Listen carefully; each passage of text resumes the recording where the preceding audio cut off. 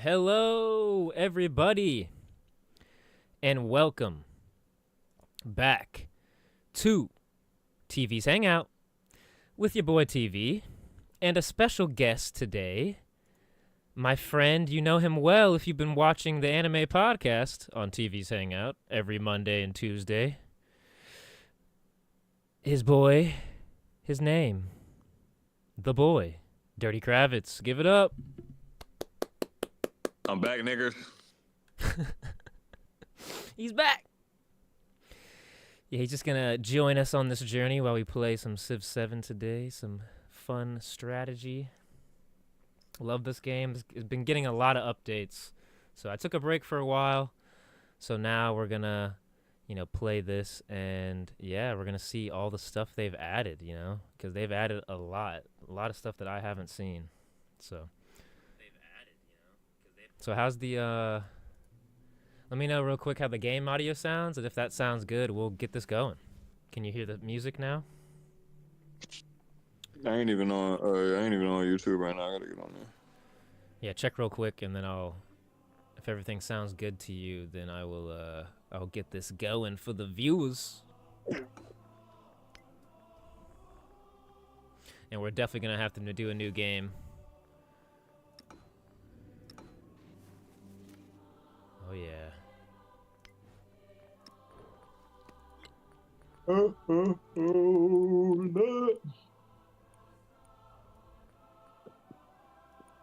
whole Xbox was off.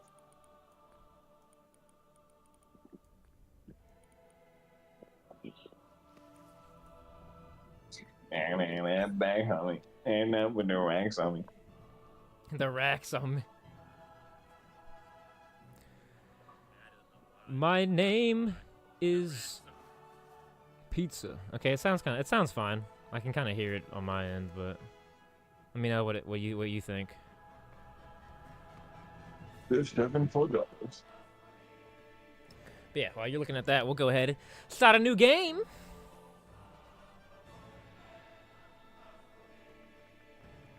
Oh, real quick too, let me make sure the stream on this end is good. Yeah, okay, we're good. That's off. All right. Yeah, and they've added a couple of new people that I have not seen. Who have they added? No, that guy's not new.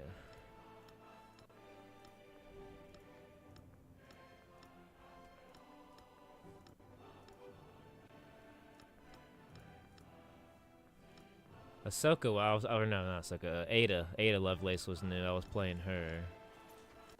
Is Simon Bolivar the other new? I think he's the other new guy. Yes, it is Simon Bolivar. Maybe we'll play him. Gain 1 war support on all your wars. Okay, that's alright if you're gonna be a warring civ.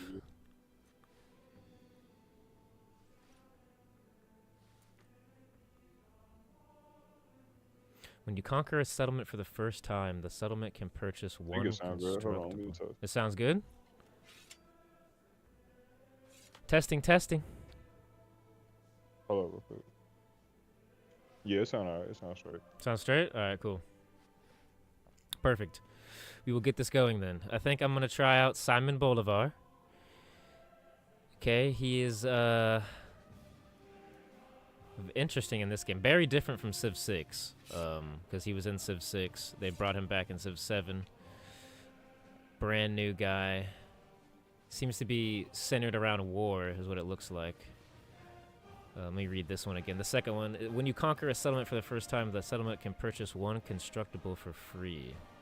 So I think that means that you're going to be able to build like 1 building in one of your tiles, basically for free. 1 constructible building. Well, I guess that is nice. That could be pretty good, depending on what the building is, but that's not the greatest compared to some of these other guys up here. Unrest does not prevent purchasing. That's actually pretty good. In wartime. Okay. Yeah, we'll play him. We'll try him out. Why not?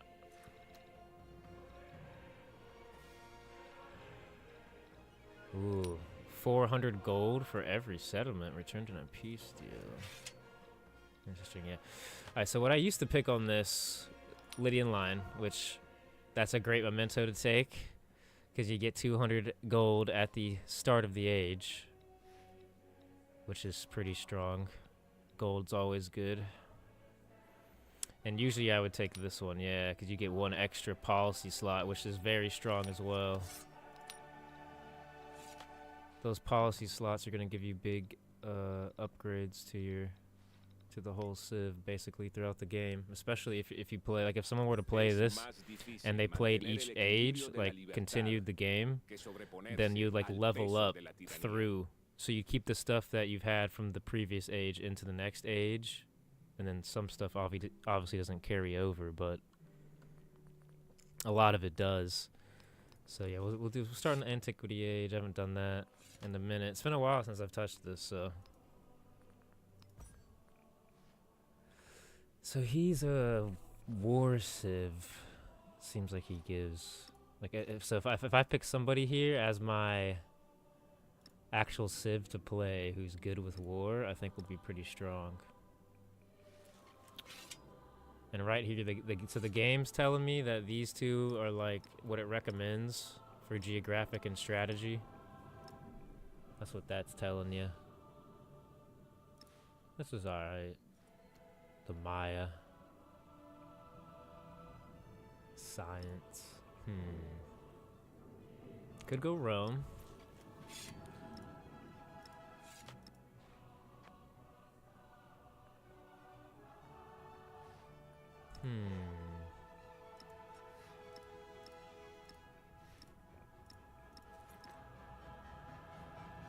So many different options.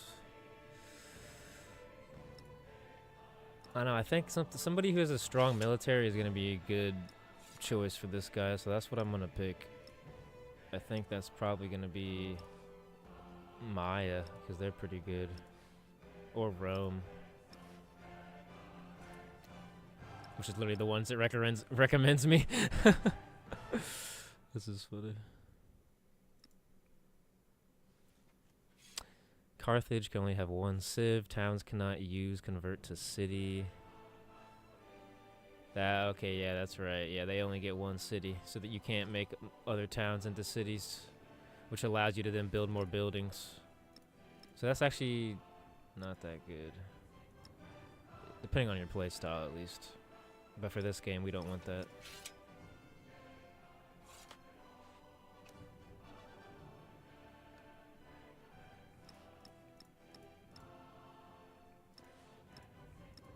So you've never touched any Civ game, correct?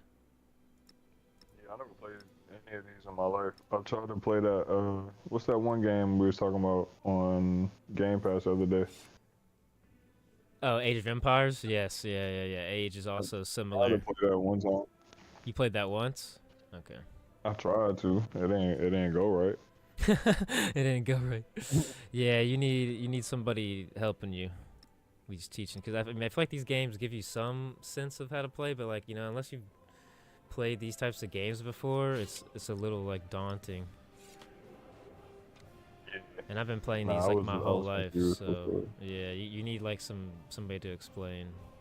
So when we get in there, I'll run it down again, like how the basics of Civ. I think we're just gonna go with Rome, because why not? You know what? I keep like clicking around, but yeah, Rome's good. Good infantry. We got a commander that gives us an extra charge. We can create a new settlement, so that's pretty good. I feel like they changed this. Did they? Hey, turn your TV down in the background. TV. I don't have a TV on. What you? Oh, maybe your microphone loud or something. What are you hearing? Talking about the music? Just the echo off the. No, I'm hearing the echo off the YouTube. Oh, that could be from you. You might need to turn your. That could be your headset. Everything down on mine. Yeah, because I'm hearing my voice through your thing. Maybe that's just your mic. I don't know. know if it'll work like that. My mic is pretty down. No, but I mean, like, isn't it like just the headphones, right? Or the earbuds, or what is it again? Yeah, my headset is like the volume is down. I know, but I think just because of what it is, it's gonna. That's the echo that I was talking about. Or is it because? Nah, that's what it is. It's because I'm talking on my damn thing, and I'm using the YouTube and watching it. Oh yeah. No, if you're doing that, yeah, you should turn it down. The sound from YouTube. Nah, it's not about the. It's not that. It's the freaking. Cause I can't turn the singular sound down, but I can get off my Xbox for Discord.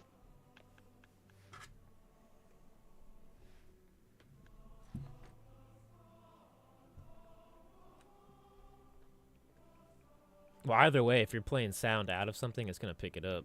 That's what I'm saying. Nah, there's no sound coming out of anything, guy. There isn't now? You just said there was, because you were talking on Xbox, right? And you had sound coming out of your phone?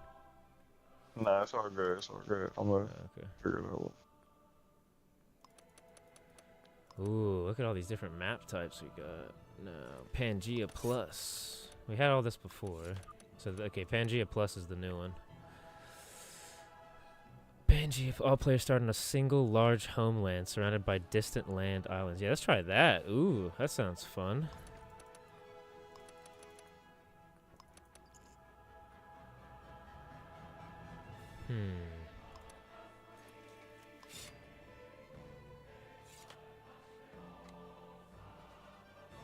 What's this? Regroup. Sets out to... Players' empires will reset more aggressively on age transition. This leads to a more balanced start between empires and the next age and is the original Civ 7 age transition experience. Ah.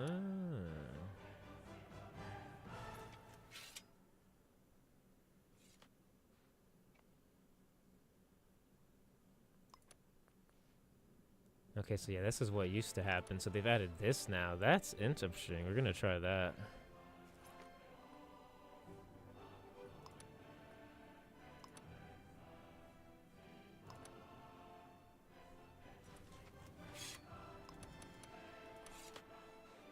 Oh yeah, we can put it on custom now. Okay.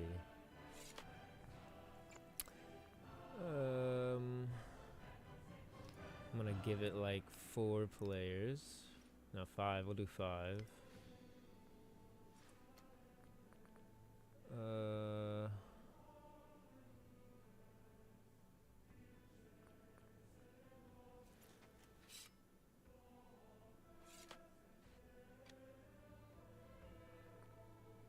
No, I want to keep all the legacy paths on. Why not?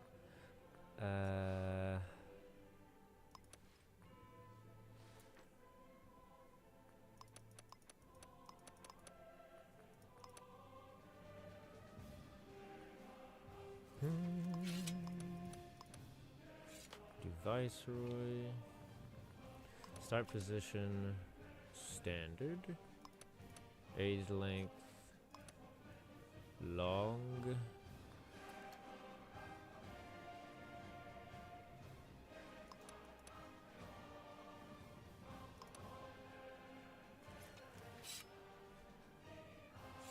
Alright, each age.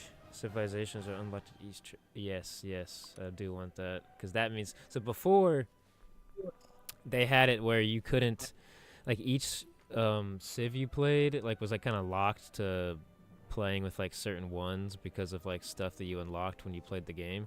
So with this setting that I just clicked on, enabled it, means that I can pretty much use whatever civ I want. Doesn't matter now, which is nice, because then you can kind of mix it up more. Yeah, I'll keep that.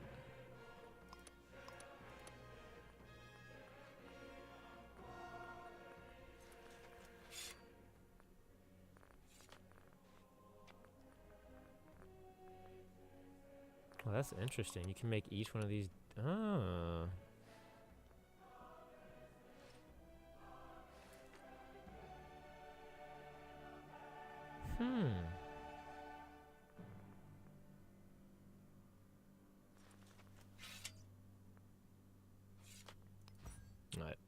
Let's get it.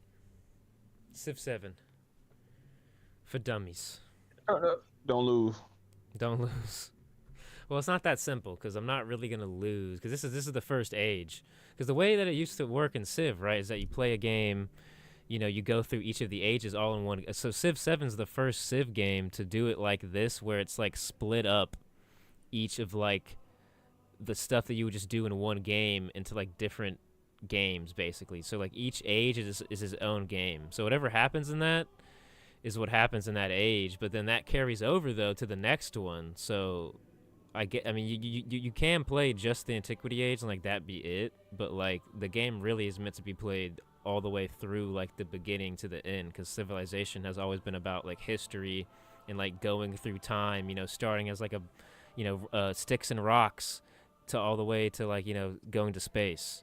That's always been like the thing. So Civ 7's the first game to not do that and to do a new way of doing it, basically, where they have these ages, and the Antiquity Age is the very first age, and we have our own, like, they call it legacy paths, but in other games it would be different paths that you would go on to like win the game. So for instance, you had like war, right, where you would win by domination, so defeating every player in the game, and then you had like a science victory, actually in Civ 6 they had a religious victory where you would have somebody spreading religion around, which was like super cheesy too. So they've kind of switched up over other games, made stuff different. Damn, this is taking forever to load, by the way. Are you saying like basically whatever happens in this game, you could basically do like a series of like what happens from this game on? The old world Oh yeah. You mean like a series of like games, like the different games? Like a series of games, but like also a series of streams, like connected to this one stream. You feel me? Based on the choices in the game. Yes. 100%. We should do that. Okay, what? Okay. So like just save it after this one, and then like when we keep doing the Civ, we'll just continue from here. Oh yeah, and then go to the modern age. Yeah, I got you. Yeah, because this is gonna take like 2 hours to do this game right now. So once this is over, it'll save. And I can go straight into the modern age, like to continue it, or you can just, stop it. Like what I'll do is I'll go into the modern age and then I'll save the game once it switches over. We're gonna play this game every day. Well, okay, that's just because of the splitting up. Imagine like my favorite Civ is Civ 5. To play like a legitimate full game of Civ 5, even if you're playing on like quick speed, that takes like 5-6 hours. Like if you're doing it quickly. So Civ games, like strategy games, are always like if you're actually trying to play one like a full game in one sitting, it's like 4 to like 8 hours basically, depending on the type of strategy game you're playing. Like they're not like you just pick up and play. It's not that type of game. But you do like learn a lot while playing these types of games. I mean, for one, like I was saying, Civ has always been about like history, right? So they're telling you like stuff that's like all from history. Like you got so many leaders and like different people in there and civilizations and stuff that like I'm saying people like maybe never would have known about, but when they played Civilization, they're like, oh wow, like I just learned about the Incas, the Mayas, and freaking Carthage and like Polynesia, different so many different civilizations that like you would only learn about in school, but you get to experience through a game, and like also teaches you stuff with like the dialogue, the text, and just like kind of immersing you in that that time period, and kind of giving you fun gameplay to change how the game's played throughout. And like I said, traditionally it would be one full game. Civ 7 is the first time they've done anything like this, which honestly, for me, being a longtime Civ fan, I really enjoy it. Like at first, it wasn't perfect, but like the whole idea behind the age transitioning, like I like the idea behind that. I like where they were going, but I think like a lot of people, like big streamers have been saying this, where they need like another, like they're kind of missing something, and I think they are, because the modern age, at least before, was not feeling like the modern age because you didn't like send off, like a spaceship and like go to space or anything. So I think they might need like another age, like a fourth one in the future. But for right now, we got what we got. And then I mean they've been updating this game constantly. That's usually how it goes with every new Civ game. They put it out and it's like kind of crap at first, and then they update it over. They always continuously update and change it over time, listen to the community, get feedback, and then the game becomes like way like where it should have been at release, like a year or two later. All right, so the beginning of the turn, the best part of any Civ game, because we get to settle our first city. And in this game, you get to do settlements and like towns that they call them, which you'll see soon. But so we're gonna found the settlement right there, Roma, right on the beautiful river here. Graphics are amazing in this one. Yeah, my computer's being a little slow right now, but it should load everything in here in a second. All right, but yeah, so we're gonna go ahead and queue up. Probably, yeah, we'll just put a scout in. Yeah, usually, so in Civ 7, the best start is like double scout, and then you go into building a warrior. Because you want to discover, because this is what you start with, right? In like the beginning of the game. Like, look how much area we can see. It's pretty much nothing, like at all. So the main objective when you start a game is find like everything, explore. That's what I'm saying. So get these scouts out and send them out. Send them all over. And you can automate them, which is nice. And yeah, you just send them out. And also they have these sight range increases. Like, so scouts are a little bit different in each of the Civ games. And the way they work in Civ 7, they have these new moves you can do, search and lookout here. And this like reveals more area. But that takes up a turn. So usually you want to use that like next turn I'm going to use that, and it's going to reveal like more of this with me not even having to move, which is nice. So also the best start in Civ 7, at least previously when I was playing it, is pottery. Pottery is always the best. You get your plantations, you get your production. Yeah, unless you were, I mean, it really depends actually where you start. I will say if you're next to the ocean, sailing 100%.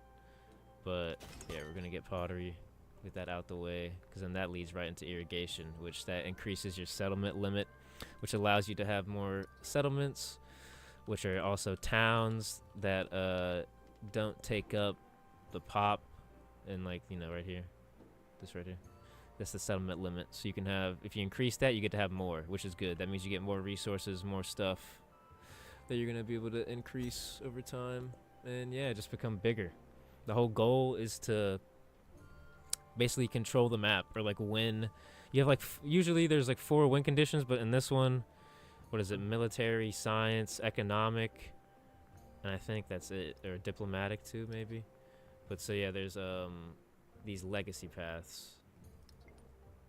If I can, yeah, right here, age progress. So you get to see each of the different ones that you have progress on. The legacy pass, basically this is actually good for the next age.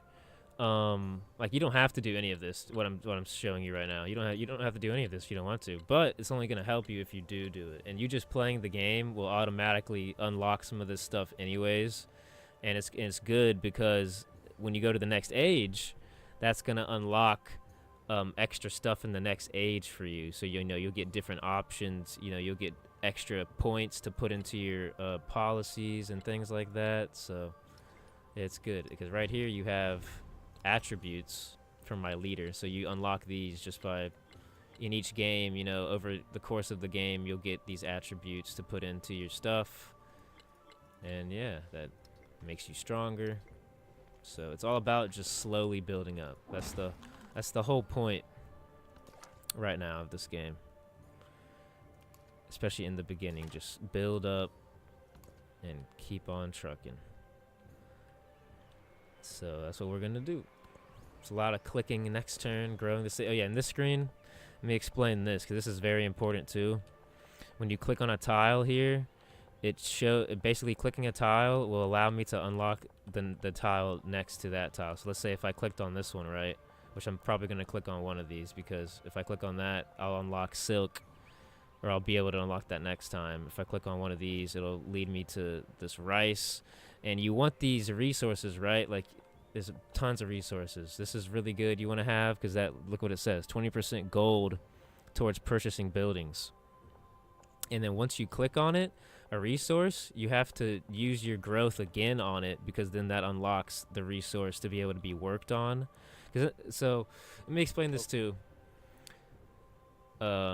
This used to work differently in the older Civ games, what we're doing, because in the past, to work resources and unlock them to be able to be used like for your city and stuff, you would have had to like put a worker on top of it and like work the tile, right? Well, in this game, your tiles are growing like with the city. So the more that like your city grows, that's how you unlock the resources and get them into your empire. So when I grow, right, like when I click on this, next time I grow, I'm gonna have silk. See, so, and then I'll be working that tile, and then that means that I'll have that tile to then have that resource in my capital, and then having that resource in my capital gives me more happiness. You know, gives me culture, science, gold, production, food, and the diplomatic points. And all those attributes that I just mentioned, gold, science, culture, happiness, influence they're called in this, but diplomatic points, that all is basically what's used to further your progress in the game and to get ahead of the other players in the game, which in this instance is the AI. So, I mean, this is also able to be played online. But a lot of people, obviously, this is built to be a single-player game. The online stuff is fun, too, but to have a really good time, I feel like you need to get, like, a group of friends together.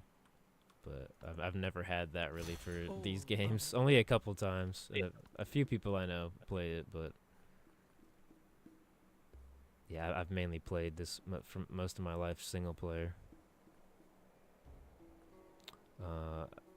So we're gonna get animal husbandry, because what that just gave me is slingers, and I need some more combat units to be unlocked, because we're gonna definitely need to fight some stuff here soon. Need some units to protect us. We don't want to get snuck up on or anything by the AI, because I won't lie, especially on the higher difficulties, they will just fuck you up. And there's not only AIs, there's also these like independent states in the game. So alright, finders keepers, let's get that. I'm gonna also, what's different in this game as well, they have, so for each, so you notice how I picked my leader, right? And then I also picked a civ, which is Rome. Before, in older Civ games, you would have a culture tree like this, and you would just unlock the different stuff like throughout the path, right? There was no like differing paths or anything, like you just unlocked what was in it. In this game, since you have the option of getting a leader and a civilization, so you have two things, you have a second civic tree, which is like just because of the civilization you have. So in this instance, it's Rome. So I have a Rome civic tree that gives me bonuses, and in this instance, this civilization gives me 2 new buildings that if these buildings are built on the same tile, they give me like a massive bonus. So that's really good, right? So we're gonna want to get that at some point. That's important, because that also increases our settlement limit as well, and that gives us like the special stuff that the Rome civilization gives us. But you also want to focus on their original tree as well, so you don't want to just put all your eggs in one basket, is what I want to get at here, because you need to get both of these, the antiquity and the Roman civics, because that's gonna give you all the stuff to get access to, because these also give you access to, if you've noticed here, these buildings that are under some of these trees. Those are wonders, and wonders are going to give you big increases on your civilization, so you want to be able to unlock those so that you can build them, because once a wonder is built, it's gone, so only one person can get it. So yeah, I think we're going to go for I don't need those right now, so we're gonna get mysticism real quick, because that also unlocks a pantheon. So that's good, because that basically means I can start getting a religion. And in this game, you can't win with religion like you could in Civ 6, but a religion gives you access to like special bonuses for your civilization, if you want to think of it like that, where you get like pluses like to doing certain things, or having certain stuff in your empire, maybe certain tiles and stuff like that. So okay, this right here, the government that just popped up, this is important as well. So whatever I choose here, while I'm playing the game, you're gonna basically get happiness in your empire. Your citizens are gonna be happy, and that's a good thing. You want them to be happy. While they're happy, eventually while playing, you'll have a celebration. When you have that celebration, that's when picking this government choice right here kicks in, because you get the option of one of these. So let's say I picked Classical Republic. I'll either get the option when the celebration happens to get 20% culture for 6 turns, or increase production by 15% when constructing wonders for 6 turns. So both of those are very good, but so you have 3 options here. So it really just depends on what type of game you're trying to play. Science is really good, because science is going to get you more of those technologies, okay? You're going to increase your advancements in your civilization and be able to unlock and build new things, right? And have new units. So science is great. Culture is great too, though, because that also allows you to build, wonders and unlock new stuff, new unit, like, things and settlement limits and things like that. So both trees are great, but it really just depends on what kind of your play style is, and with the different leaders, kind of what maybe is going to benefit you more with like whatever they have, like that increases like the attributes or whatever. So right now, I think we're going to go for either culture or science is what I'm thinking.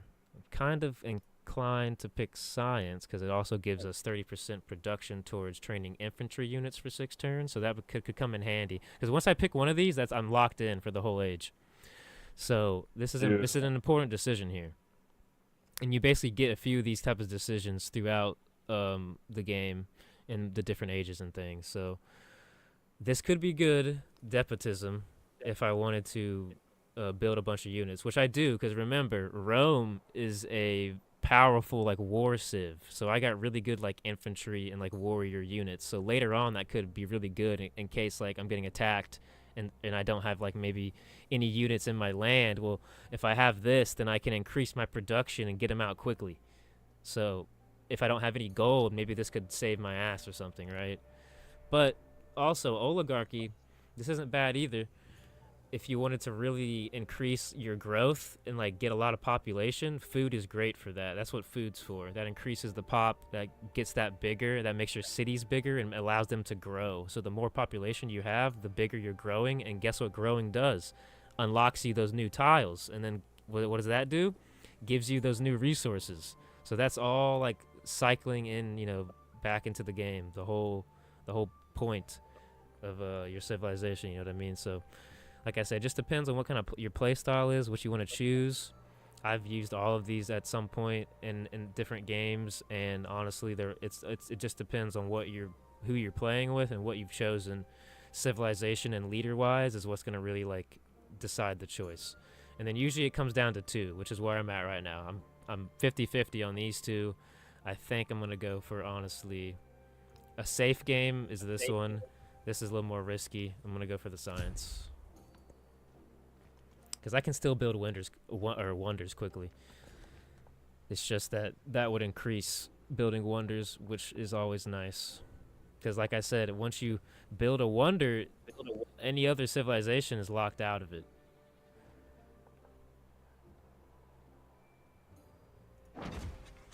Alright, we're going to get that silk, because that gives me 10% culture. And then, yeah, I can put that into...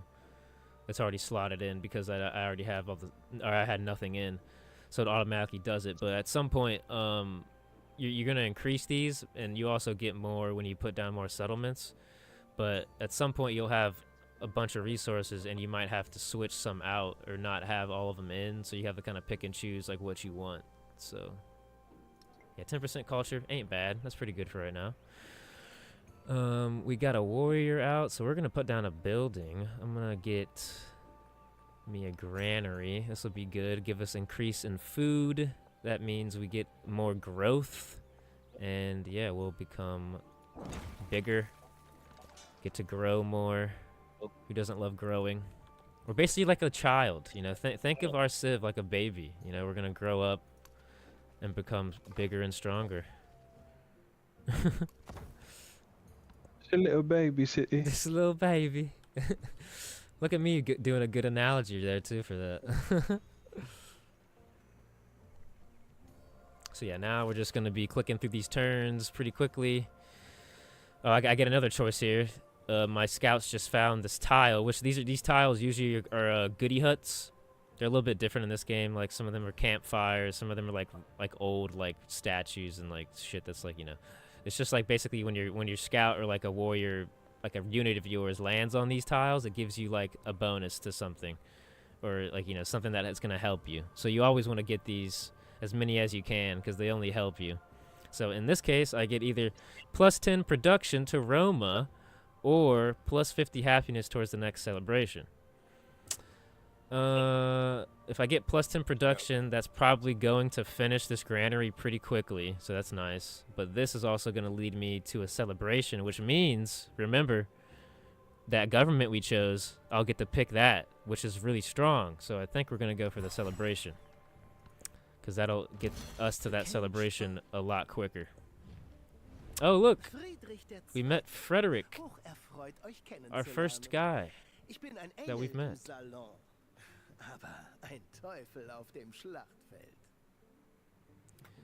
Alright, so this is also very important in this game.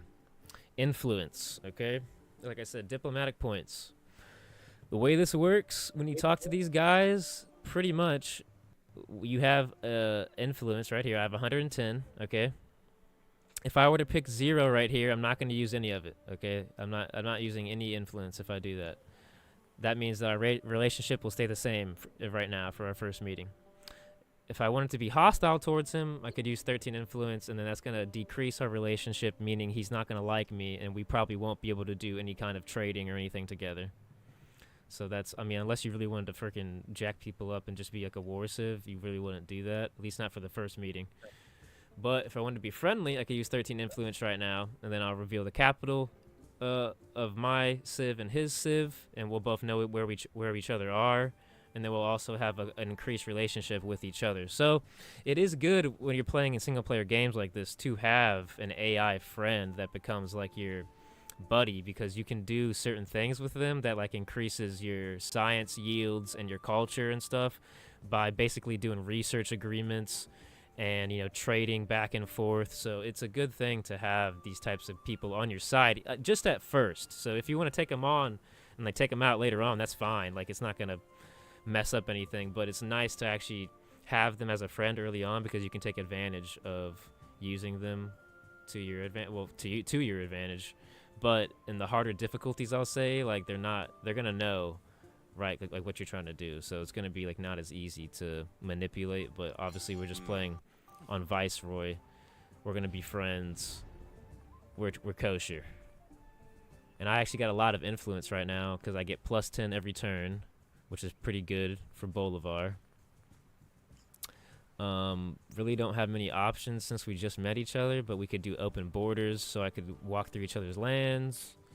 You can also do sanctions on them. This is super important, because you want to denounce and stuff before, because the way war works, and this is also how it works a little bit in the other games, like when you just declare war on somebody outright, like that's gonna do a lot of like negative bonuses to your civ, because your people aren't gonna like that, and then the guy you're attacking is gonna be like pissed. So you get kind of like penalties basically. You still get that in this game, but it's like a little bit different. So if you were to denounce them beforehand, though, you're not gonna get as big as a penalty. So it's always good to kind of like, before you attack somebody, like denounce them like publicly or something, just to kind of like, you know, get them on your bad side, like I just did right there. Now he's mad a little bit at me, but just to show. Was he capping, or does he really have like? Is he really good at battle, or he was capped? Who, this guy? Yeah. Nah, he capping. He probably don't even have many guys. Ain't no way. I mean, back in the day, yes, this guy from history, if you look this guy up, look him up right now on Google, Frederick Oblique Axum. Yeah, this guy is like some badass French like general. So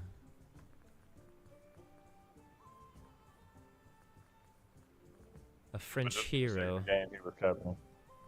But yeah, he capping in this game. He's capping hard. I honestly didn't even mean to denounce him, but since that happened, that's fine. Alright, we're gonna get irrigation, I think, because I want to get the hanging gardens, and then I'm gonna get sailing. Can move my unit, so I will. Let's go over to that. That's another goody hut. See that glowing? I think I saw another one over here. Yeah, there's one right there too.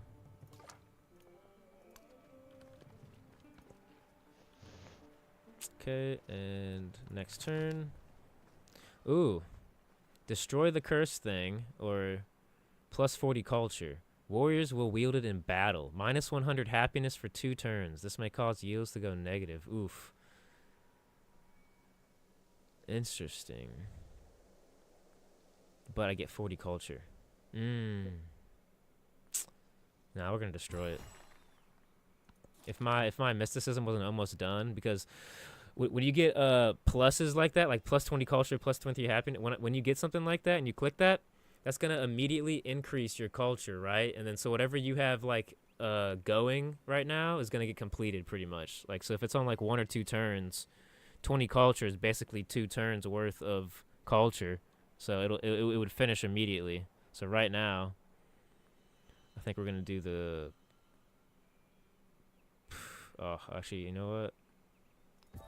Yeah, we're just like that. I just finished it immediately. We're gonna do that, and then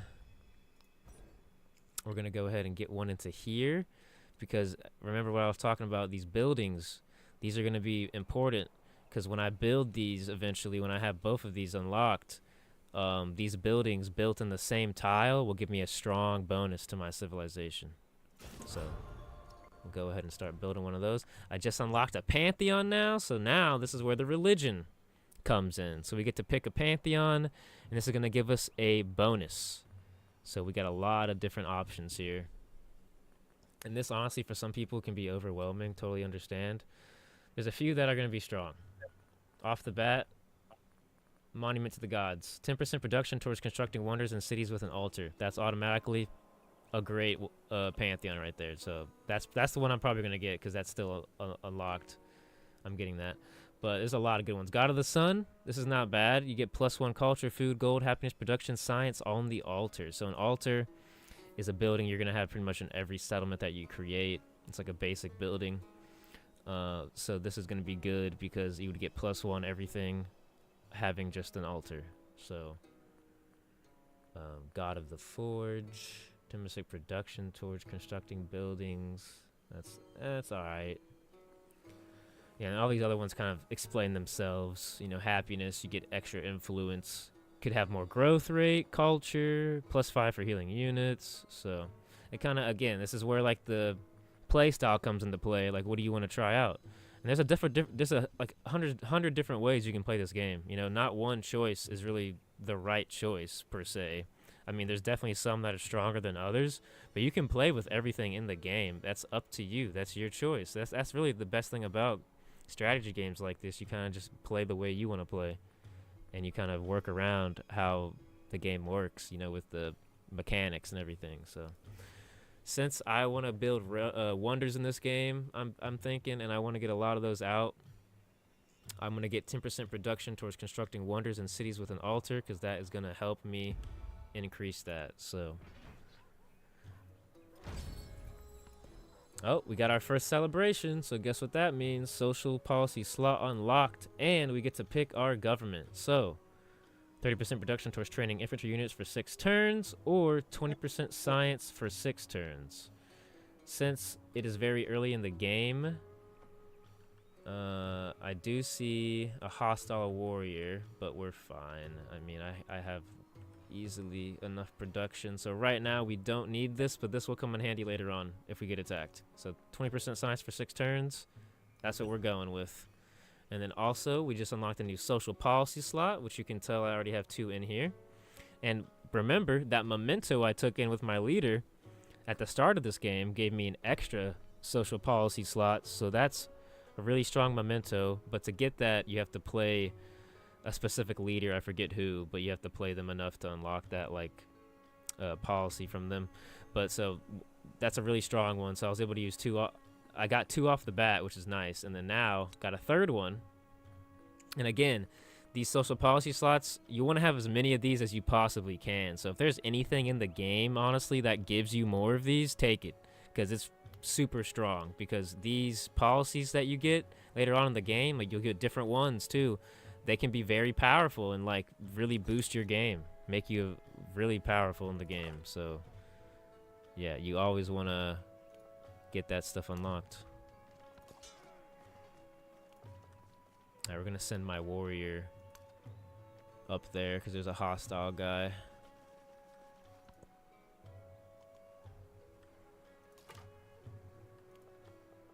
I think we're gonna send this guy on an automatic exploration because I don't really feel like dealing with him anymore. Don't need to bother. He can figure it out. He's a big boy. Yeah, we'll get that tile so we can get this rice. 5% food and settlements. Alright, now I need to get some more stuff out. Okay, so we've just unlocked the option to build a settler. Yes, I want these buildings and stuff, but you need to get very important in this game to get more settlements out as quickly as possible. Why? Because the more settlements you have, the more production you'll be able to have, because you'll have another city like this. It won't be an actual city yet, it'll be a town, but you'll be able to build stuff with gold. And that's going to just make your empire bigger, and you'll have more space and more tiles to work with. So we're going to start building a settler. We want to get as many of those guys out. We can only build 2 at the moment. I mean, we can go over the limit, but like it says right here, if you go over the settlement limit, you get -5 happiness in all settlements per settlement. So that can stack. So you got to be careful when you build over the limit, but it's not really going to affect you too much. So, all right, yeah, now we just need to heal this guy and just continue on our way through these turns.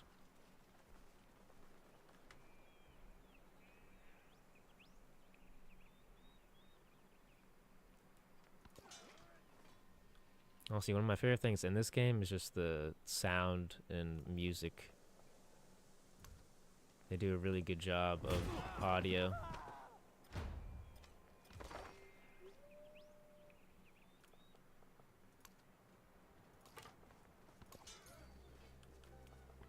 Attack! Yeah, Roman legionnaires, pretty strong, so these guys should die. Yep. And remember, we got that 20% science for 6 turns, so that really helped us there to get that technology completed. So now, since that's done, we can get sailing. I need to heal my warrior. And then I'm going to use the lookout. Okay, we found an independent state here. Okay, this is good. Also found rubies. That's very strong. I might send my settler over there because rubies... Oof, that's nice. You see that? That's +4 gold, bro. You look at that. Give me them rubies. Got some wood over there. We got tea, too. Ooh, this is actually... Okay, we need that. Oh, that's silver, I mean. We need that. Okay. A few good spots, then. Alright, yeah, this independent state here. We can take this out. We probably will because it's a hostile state, and I don't want them this close to me. But if we wanted to, we could befriend them, meaning that they'll become a part of our empire. So honestly, you know what? I'll show you that. I'll try to do it. We just wasted all of our influence, but I'll try to get them into our empire. It is easier to find. Okay, now we just got the next civic unlocked. So we got that building now. That's really good. I think we're gonna go for mysticism. Ooh, I kind of want to get that because the gold.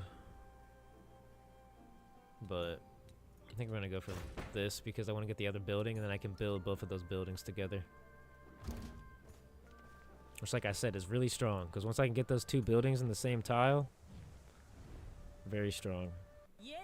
Oh.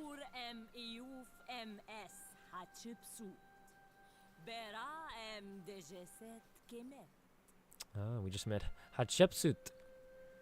Like it. Yeah, I'm definitely going to put her on my friendly side because Egypt is usually pretty hostile in these games, and I am not trying to get attacked by Egypt right now.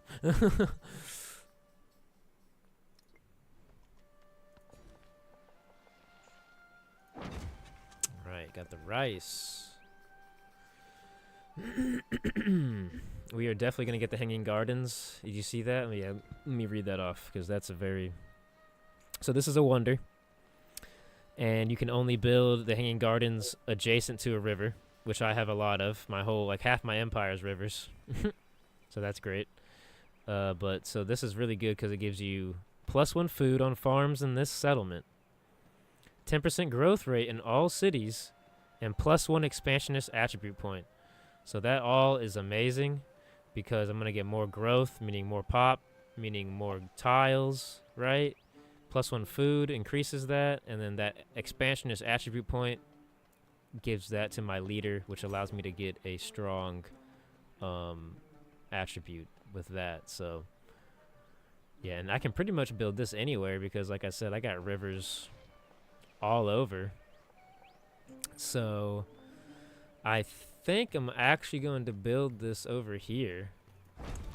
And the reason why I'm doing that is because, remember, building these wonders is in building it into a tile, right? So you want to surround, and doing, like, it's very important where you put these buildings on tiles because you can surround the buildings with other wonders and like other powerful buildings, right? And that gives you adjacency bonuses, which is something that's from Civ 6. That wasn't in Civ 5. That's a Civ 6 thing, and they've kind of carried it over to 7, where when you place wonders and you place certain buildings that are like powerful and stuff, like they give other tiles that are next to certain things like bonuses and increases in their yields on the tiles. Oh, and also I forgot to do this as well. You want to put on yields. So whenever you start these games, click on the lens toggle, click on yields, because that now, I didn't have that on before, but now, because I meant to though, but now that's going to show us what these tiles are giving us. So this tile right here, we get 3 food, 1 culture. Eventually we'll be able to increase the yields on these tiles by using certain specialists and scientists and stuff, but that's later on in the game. But yeah, right now we can see what we have on these tiles. We got 5 food from this rice tile. That's pretty good. The wonder doesn't have anything because it's being built. So, but yeah, that's pretty strong. I think right now we're going to head probably right here because I want to get that rupee.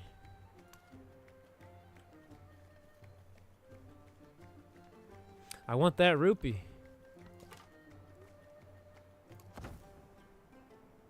The rupee. Alright, we're just gonna start clicking through these turns pretty fast now. Alright, I'm gonna settle this guy here. Got a new, now we got a town, okay? So this is important. This is not a city. Okay, a city can build stuff with production. You see, I got a timer on this stuff. I can also purchase stuff with gold, but you can produce stuff with production in the city, okay? So a town is just like a city, except you cannot produce anything with production. You can only purchase stuff with gold.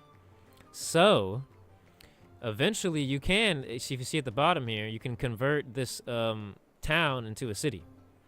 So eventually you might want to do that because then you could produce things without having to buy stuff with gold. So, but you kind of, also in doing that, you lose some gold and like extra things because the town is sending stuff back to our city, right? So once we build a road, which is like it's kind of built right now, but once we get like a better one built, we're sending stuff right now back to the city, and that's like increasing our production because it's a town. Because the town is helping out the city. But once we make this town into its own city, it stops doing that. So it decreases some like things, but it also gives you bonuses in other ways. Like I said, you're now able to produce stuff just like in this city. You know what I mean? So you don't really want to necessarily convert this immediately to a city right away. You do want to have towns. Like towns are important, but eventually it will be a good thing to kind of think about, you know, should I make this a city now? Like, should I not? Like, it just really depends on how many settlements you have and kind of like how far in the game you are. And like I said, like what kind of play style, like what kind of thing you're trying to do. So when do you start to focus on your military? Military, probably right now. I'm going to start getting military out. So you see, I got this town up. I'm going to go ahead and buy a slinger with some gold. Okay, now I got 289 gold. I'm probably going to not buy anything else in this town right now because it's a little bit of a waste of money. But we have the hanging gardens going. I'm going to start queuing up a few things. So we're going to queue up the garden. Okay, I'm going to put that. What's this on?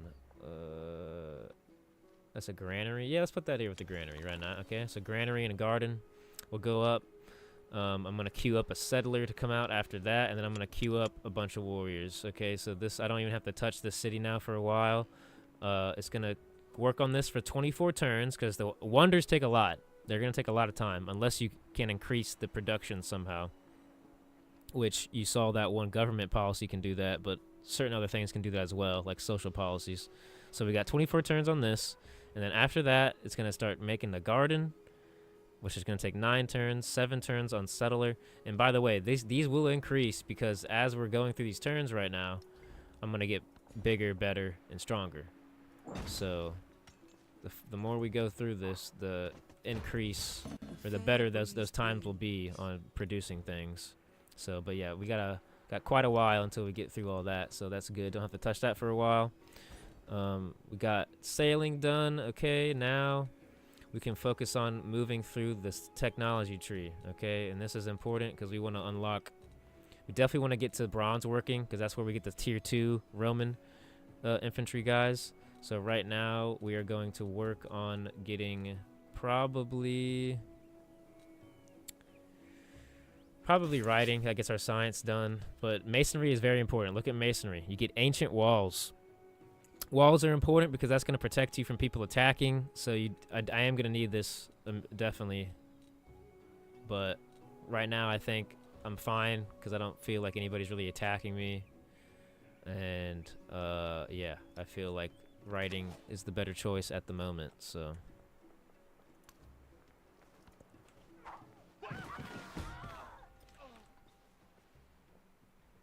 oh, I just got slinged. I didn't even notice that. So yeah, they just killed my guy.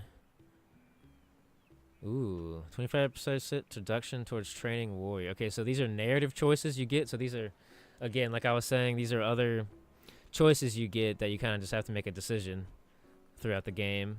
And right now, we can either get 25% production towards constructing the monument or 25% production towards training warriors. We're definitely going to get that because I want to get warriors out quickly as possible.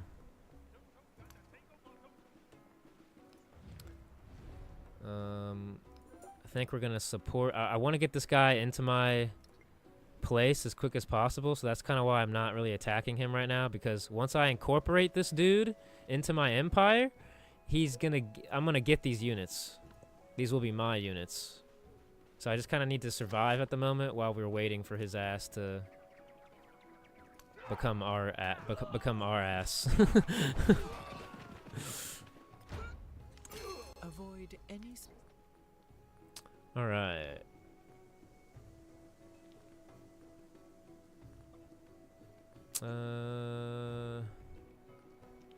Okay, so we got training an infantry unit grants culture equal to 25% of its production cost, or 5% production towards military units in the capital for every town. Honestly, I'm leaning towards this one. This is pretty good. But that's also pretty good. Training an infantry unit grants culture equal to 25% of its production cost. Actually, we're going to do that. That's powerful. That's going to give us a lot of culture quickly. Okay, I'm gonna try to get this rice here, or this Kowlin.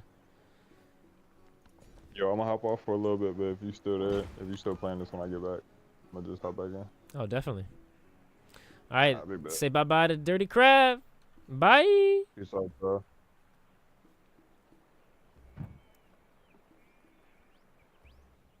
And then there was one.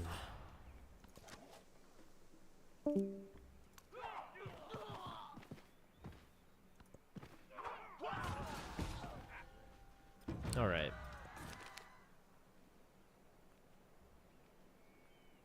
Training a slinger or a warrior? Oof. I'm gonna do warriors, because then I think I'll be... Oh no. Okay, hold up.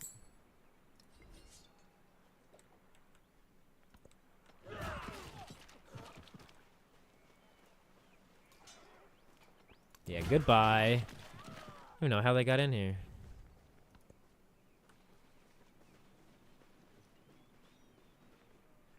Oh, now they're friendly.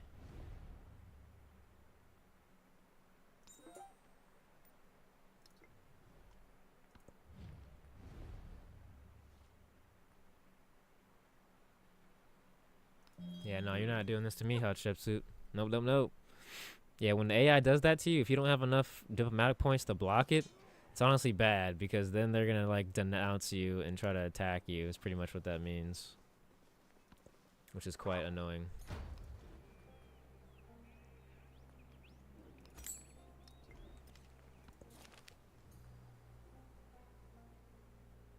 Yeah, you better honor us. You better.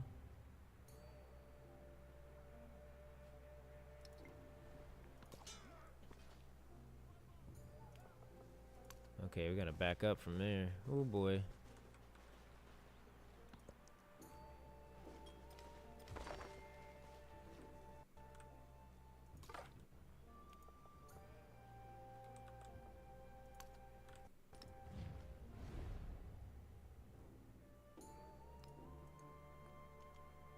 Damn, bro. I didn't even mean to. I didn't even mean to do that on him.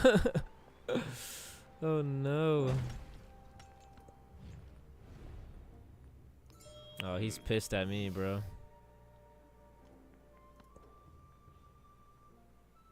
Alright, +4 gold.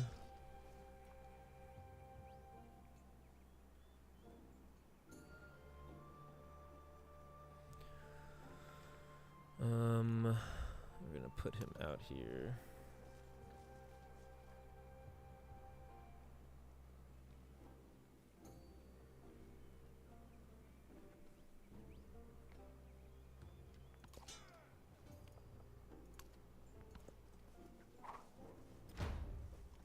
Do nothing, which is Do often nothing. bespoke. A 33 happiness towards the next celebration, or +16 culture. I think we're gonna go for +16 culture. Oh, real quick, let me send stuff.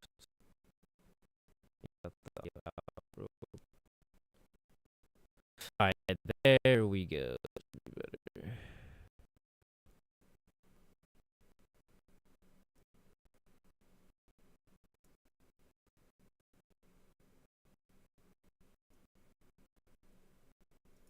Alright.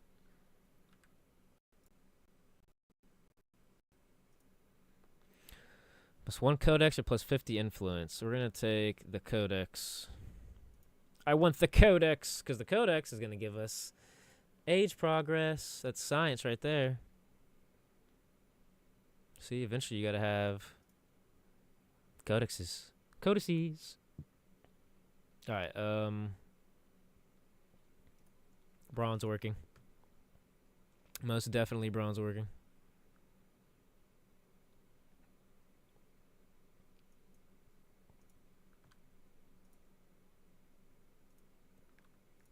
Yo, there is so many guys attacking me. That's crazy. Legatus, go. My commander.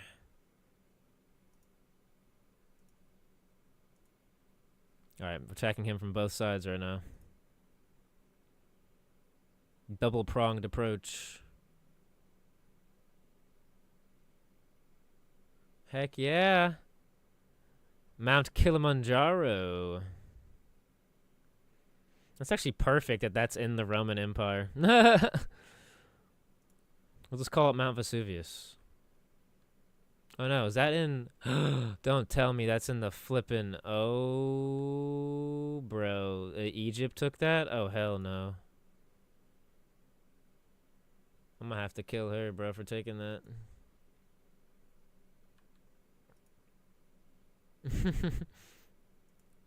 It's war, then.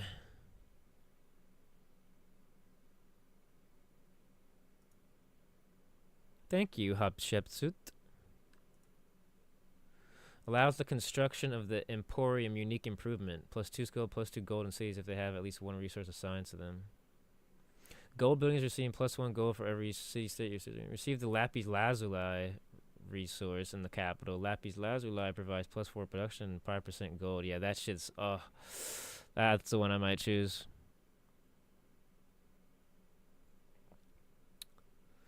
It's either this or this.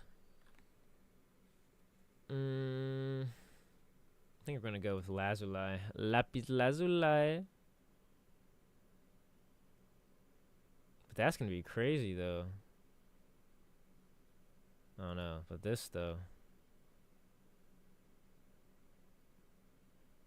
And I feel like this actually over time would be way more gold.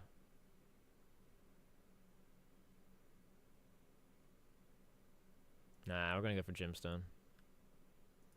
Gemstone, baby.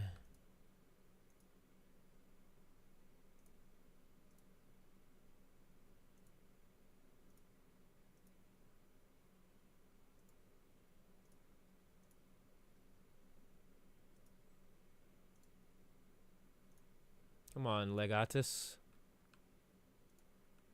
Attack, Scout, attack.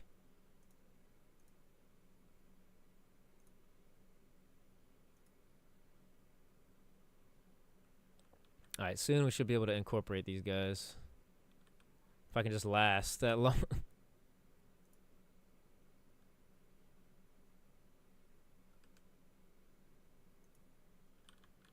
Okay.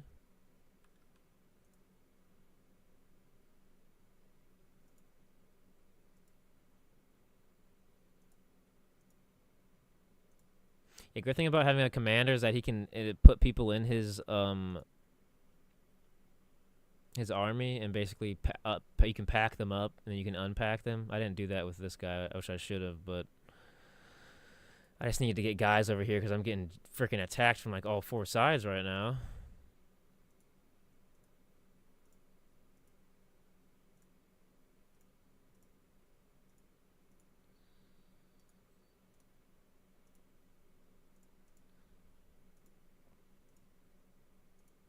Alright. Let me get that attribute point. Let me get that. See the tree here. Let's see.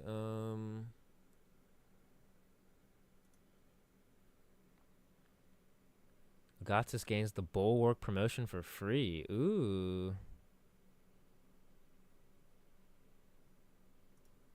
I want that gold. We need that gold quickly. Gold, gold, gold. Gold member. Oh, damn it. She hates me too. Shit. This is terrible, guys. Terrible. We're gonna need that.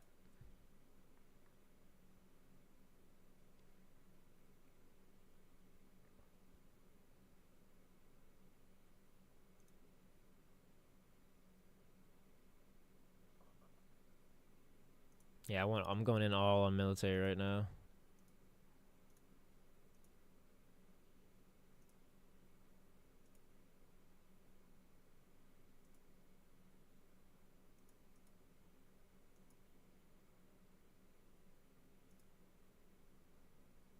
Alright, we got 1 point. What we got?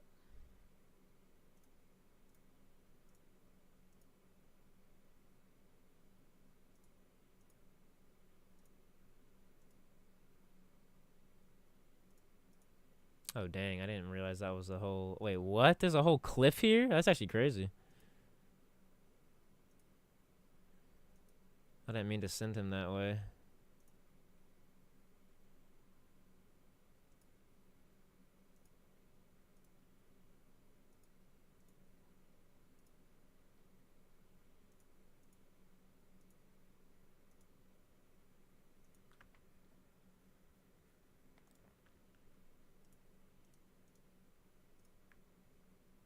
Alright, I'm done buying units now. Oh, no.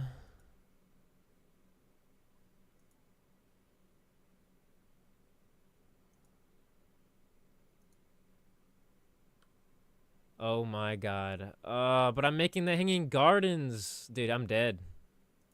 I'm dead, bro.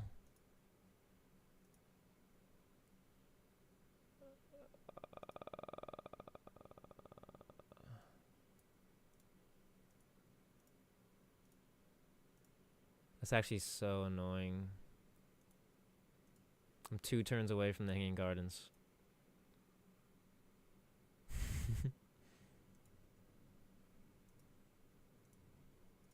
Gotta use all my gold.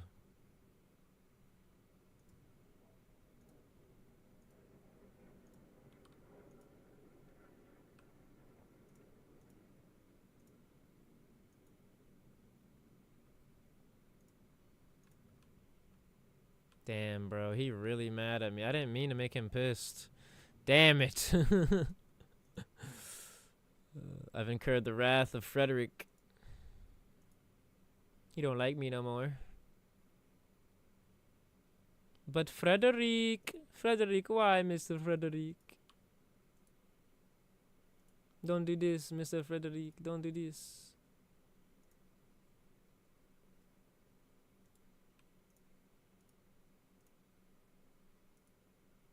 Oh, he can't even really attack this. This is like very gated. Because this whole like cliff thing I have going on in my army. Like, look at this. I have a cliff here that no one can really... It's also a damn... Oh, there's a goodie hut that I want right there. What the fuck?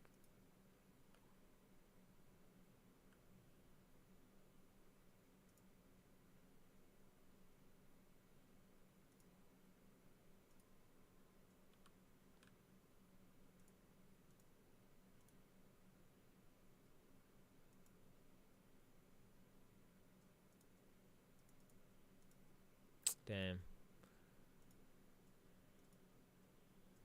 Yup. Switch.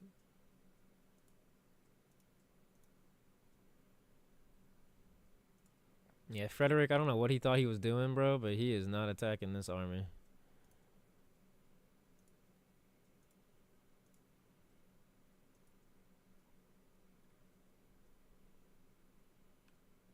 Oh, shit.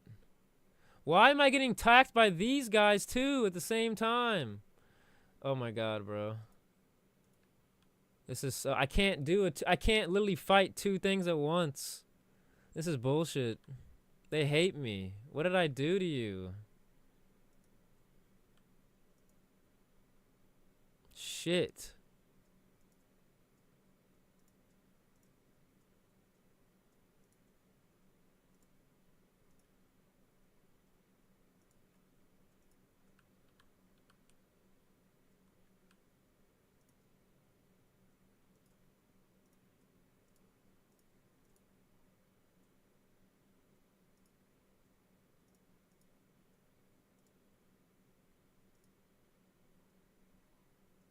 Yo, I'm gonna have to just keep... Well, let's watch this real quick.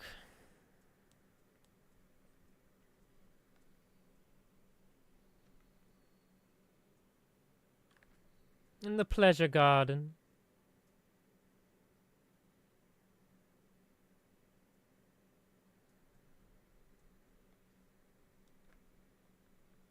I mean, it's beautiful, isn't it? God, I love. That's what I really love about Civ 7 is how they made these little like videos for the wonders just look so good.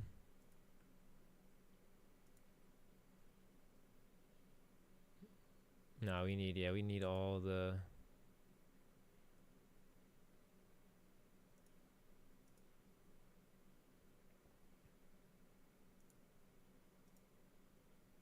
Need everything I can get right now in terms of army. This garden's gonna have to wait.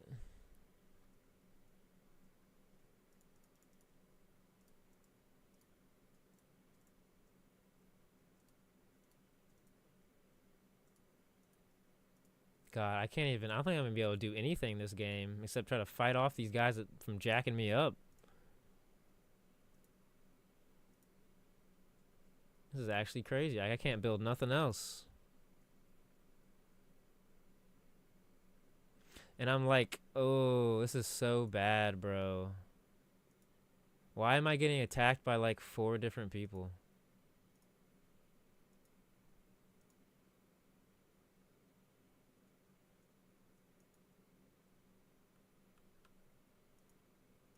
They're gonna take Ostia, dude. I can't. Look at this. Look at this. Look at all these fucking guys here, man.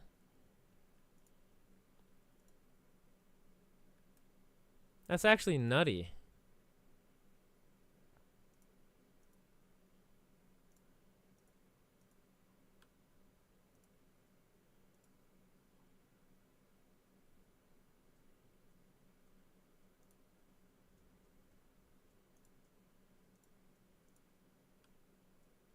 Oh my, look at all these guys. Oh my God.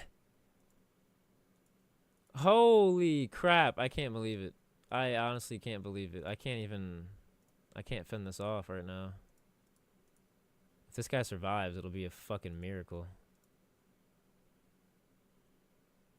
Oh shit. No. No, why did he walk off? No, dude, I didn't think he was gonna kill him. Well, I'm dead. Shit, they just took Ostia. No? Oh, did I get lucky? Oh, bro. Oh. I really thought they had it. That's crazy. Thank God. Thank God the AI's dumb.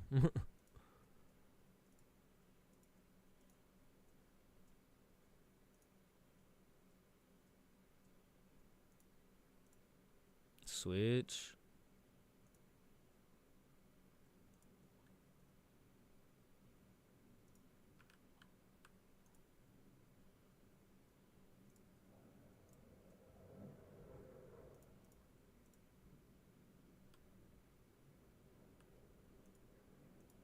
Just trying to fend him off.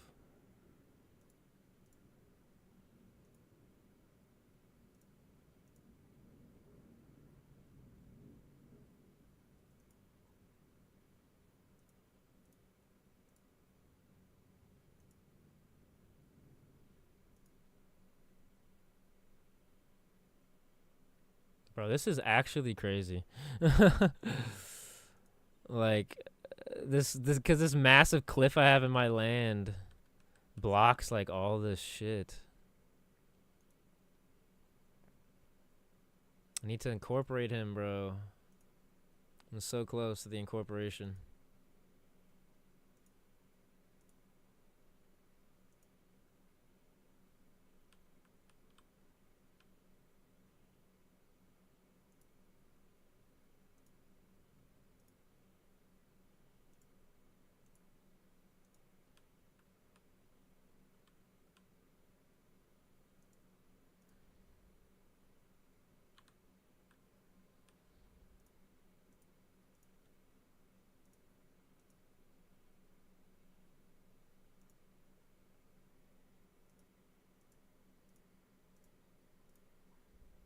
Come on, kill these spear dudes.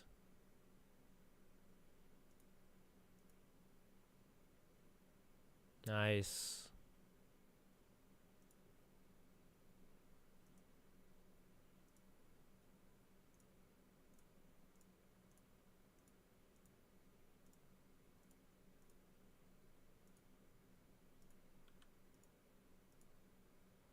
What the heck?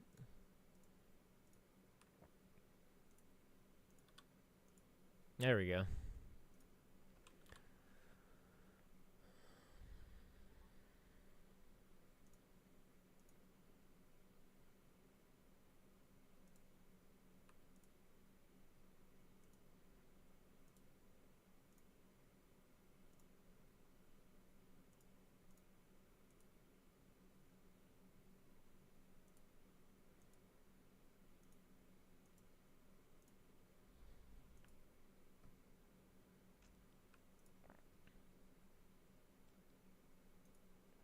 Alright, slinger. Throw.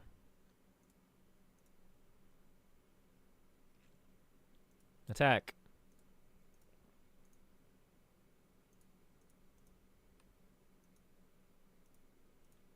Attack. Nice. Holy moly. I can't believe I fent that off. Oh my gosh. That was just crazy. That was crazy, crazy, crazy.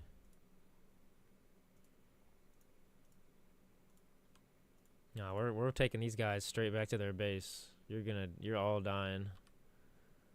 You don't get away with that.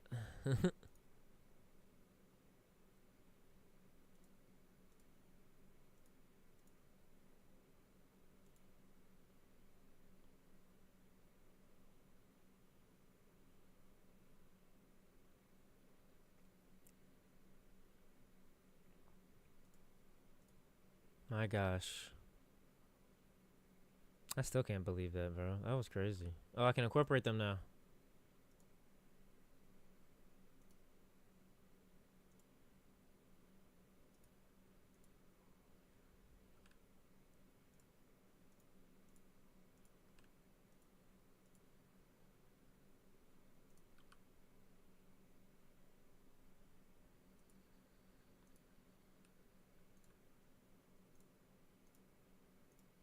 Everyone needs to heal. Heal.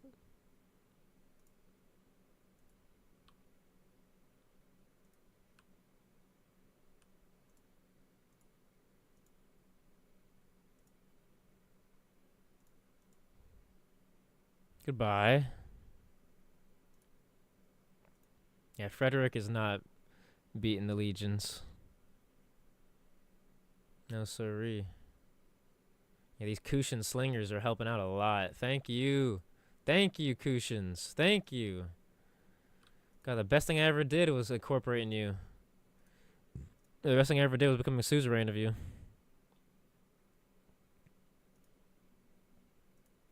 I will be your suzerain any day, my liege.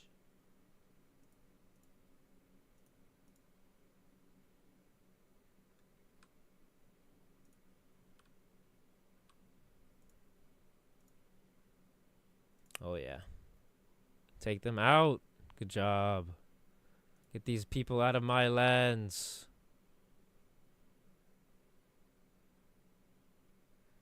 You will not pass.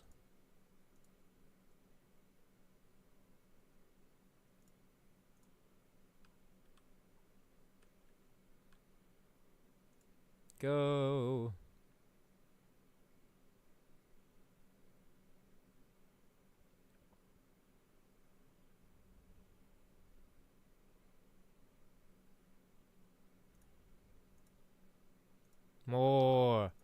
More production. Yeah, we're going full military build right now. Full military.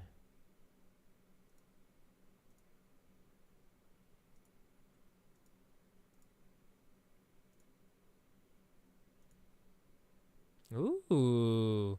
Torres del Paine.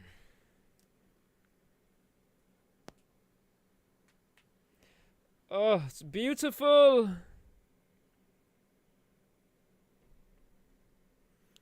at that mountain. See, this is what I love these little videos. More of those. I think that might actually be a new wonder. I haven't seen this one before. Torres del Paine. Those look crazy. Look at that. Little birds flying around too. And you can see my guys fighting in combat, which is sick. That guy looks pissed. This guy's mad. Like, how come you beat us? We trained so hard. Nah, you beat nothing. You beat nothing, sir. Alright. No. Yes, we got a unit out.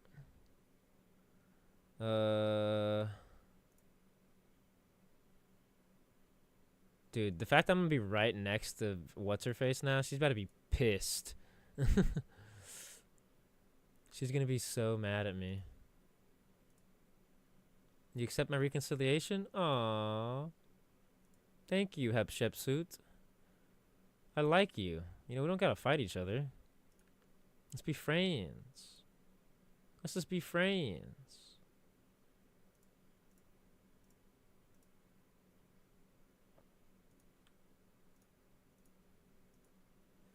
Put my Rosian Legionnaire there.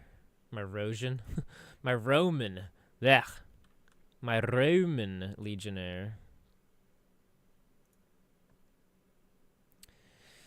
I think I'm just gonna put this guy on automate.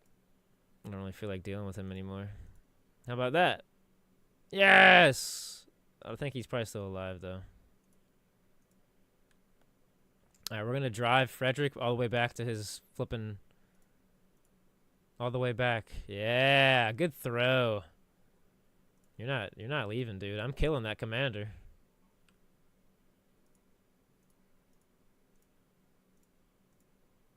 Goodbye. Yes, beautiful. Now he has no commander. You thought he'd mess with the Romans? Nah, bro. Nah, bro. That's not how that works, friend.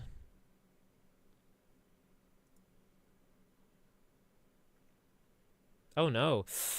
Ooh, get back, get back. That hurt. Fire. Fire the cannons. I should take out those legion. Oh, I don't know about that, actually. Oh, no. Don't let them kill us. Itail is killing us. Alright, Cockle Clan is now a part of my... Yes. Resort town. Yeah, that's a new thing. Let's do I need a fort town. Gold per age on rural tiles in this town. With 50% yields from natural wonders. Okay, yeah, hold up. Resort town. Because that is in here. What is this? Salt? Towards training units. Ooh.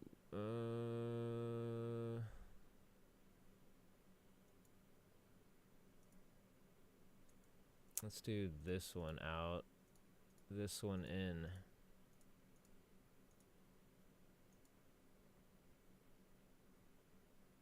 Oh, it won't let me put it in? Aw. What if I... Yeah, no, it's a city, so I have to make it into a city. That's annoying. Whatever. Whatever. Whatever, bro. I wanna be whatever, bro. Oh my, I didn't know. He's got slingers out the wazoo out here. He's got slingers out the wazoo. They're slinging. Yeah, I need a masonry now.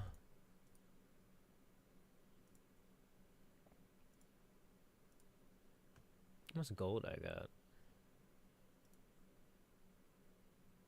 Not enough gold. Not enough gold.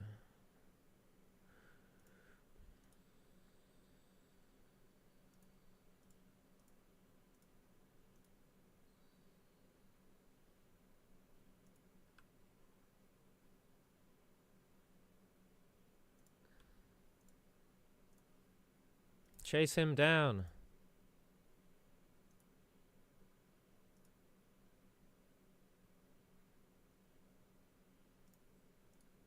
Yeah, we need archers over here.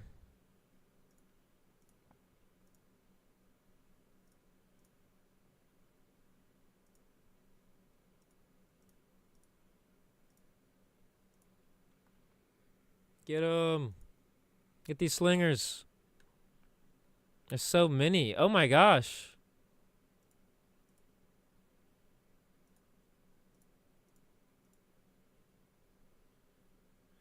That's crazy. How's that slinger alive after an archer just shot him?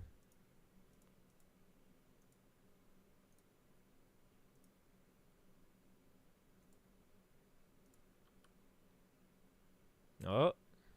Fights. We got fights going on everywhere. Lord.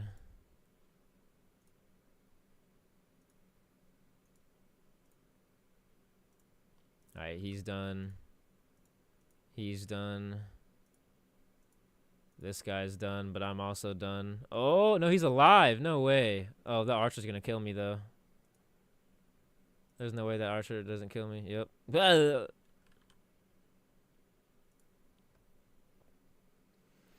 I need more science. We need to get science out here.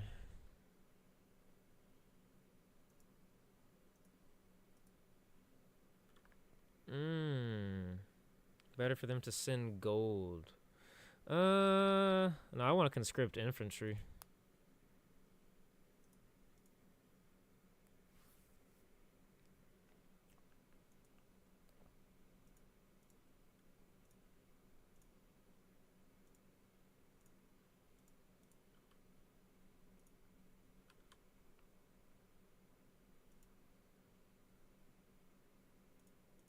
Well, can we just, like, propose peace, bro?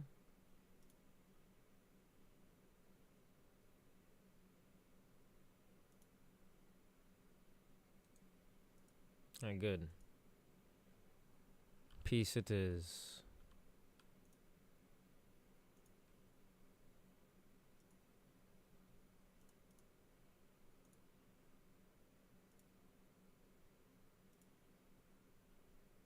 Come on, let's get her on our good side. Come on.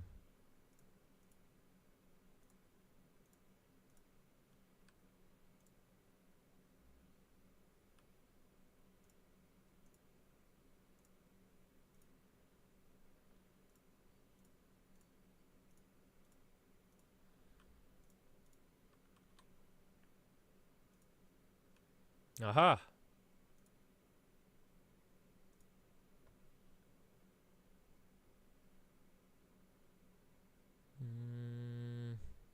Let's even get that elephant.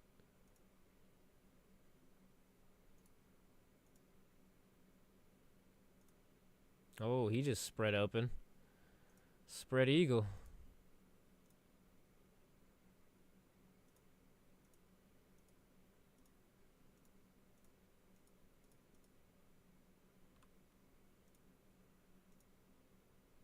Why can't I attack this guy?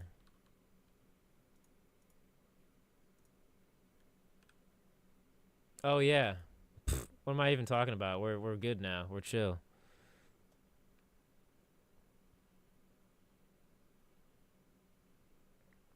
I'm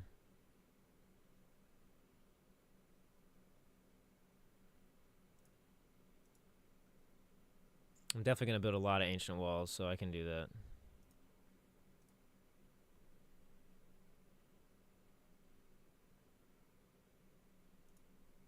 Let's get that currency.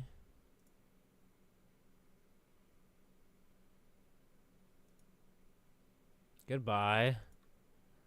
Alright, let's call everybody back. Call them back.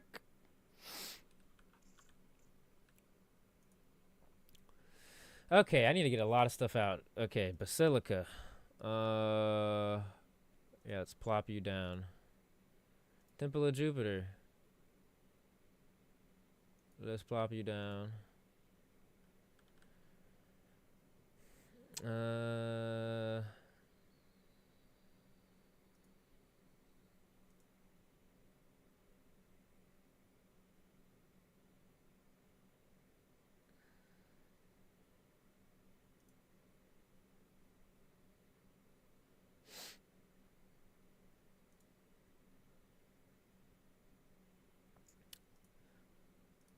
Walls. All right, now we're building. Now we're building.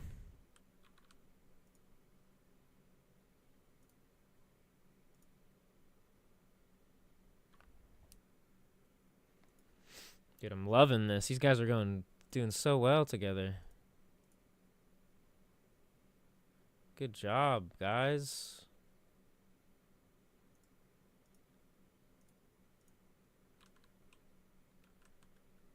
Okay, I think I might turn Ostia Or sorry, no. Kelakan into a city.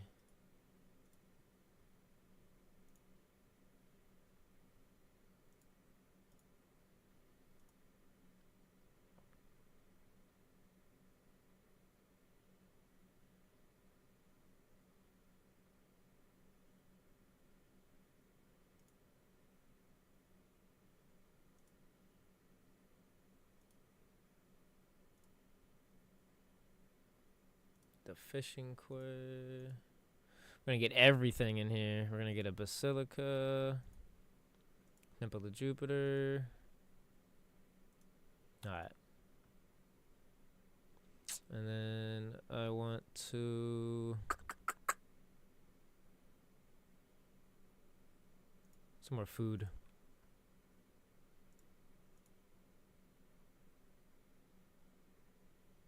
There we go.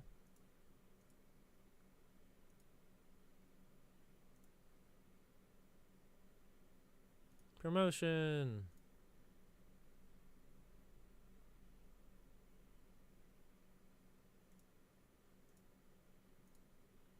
Nice. All right, another settler. Here we go.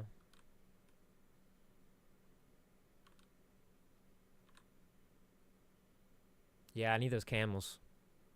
I need that. I need those camels.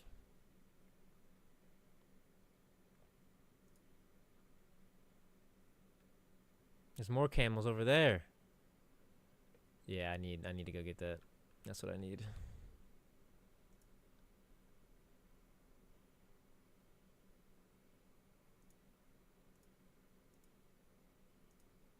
There we go.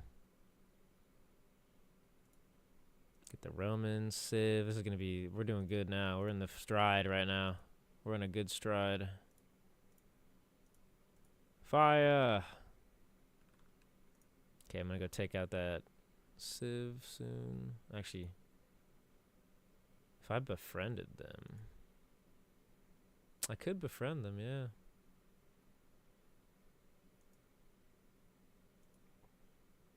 Fuck it. We're gonna do it again. Should have enough time. 48%.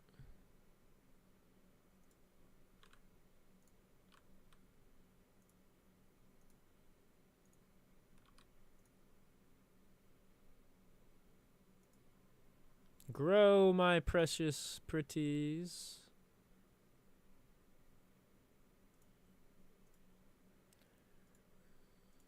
Alright, got this ancient walls set up. Get some rice. There we go. Get the Silk Roads progressing. That's great.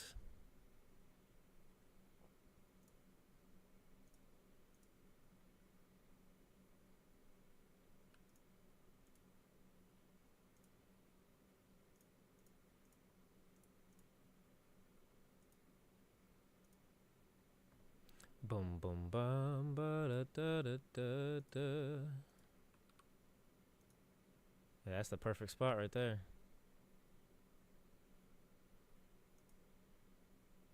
Oh, we just met a new civ. Xerxes, King of Kings.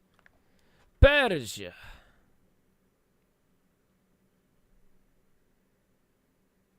Asti. I think we're gonna be friendly, because I, again, don't want to have a fight with you. That's the war version of Xerxes. I don't want to fight him. I have the lowest gold right now yield. I'm not doing good, because they jacked me up early on. And they like all attacked me.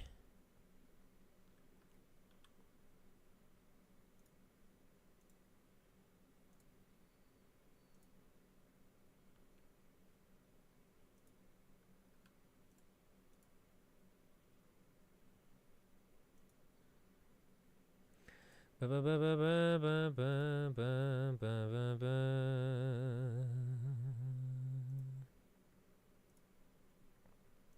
Let me get those camels.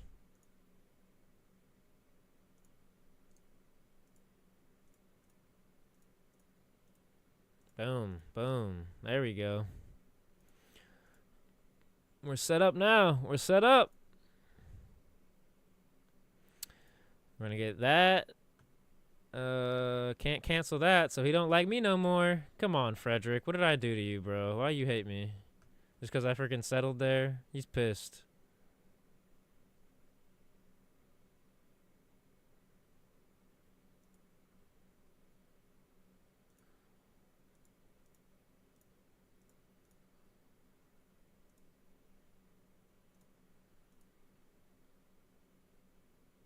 Bum, bum, bum, bum, bum, bum, bum, bum, da, da, da, da, da, da.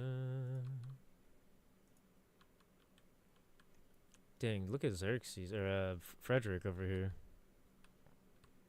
Dude, he's got hella shit built, yeah, because I'm just so far behind in terms of my, like, my Roman city being built up is not built up the way I wanted it to be. But we're getting there.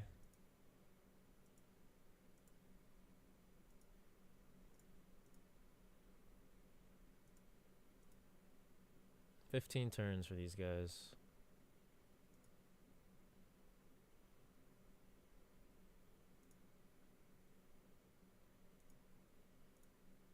Jade.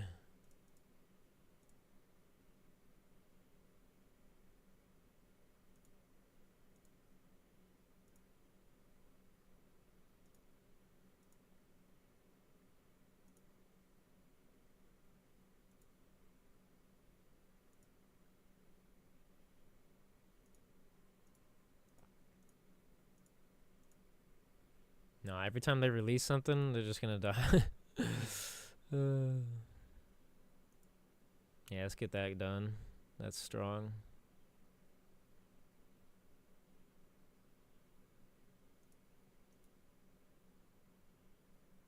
Alright, that's good. We're gonna get this.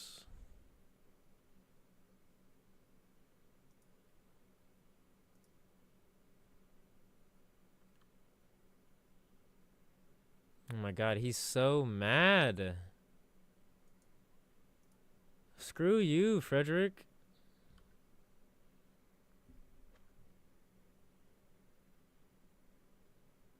Frederick is mad.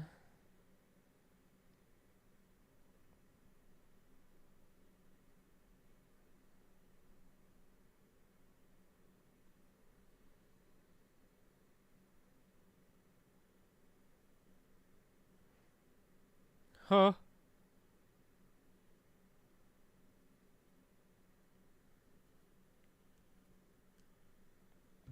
Alright. Continue.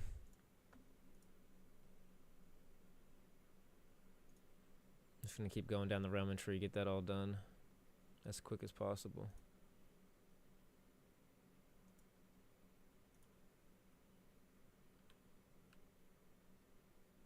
You're kidding me. Dude, this is the worst game. They hate me. They hate me so much.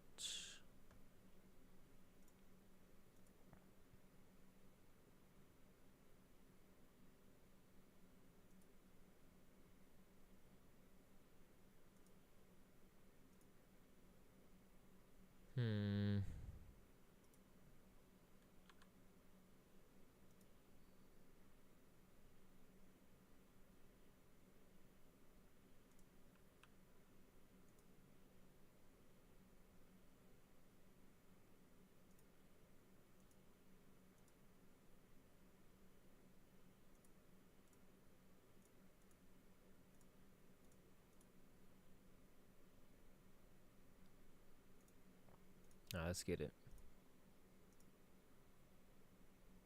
Oh no. Oh, because Hatshepsut's attacking me. Oh no. Oh no. I can't cover off all these different areas. Jesus.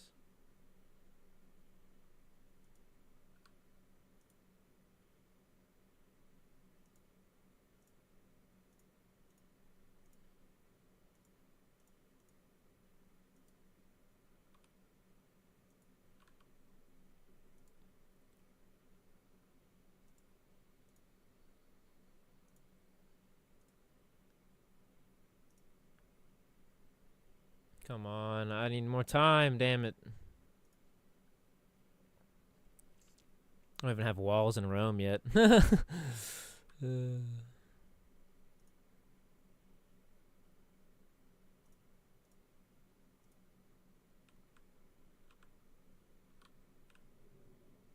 Oh my.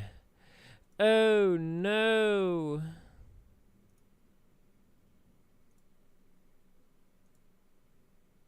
And who's this? A hostile warrior village. Like, what the? See, that's the problem, bro. I'm getting attacked by literally 2 different things. I can't, like, what am I supposed to do against that? Seriously.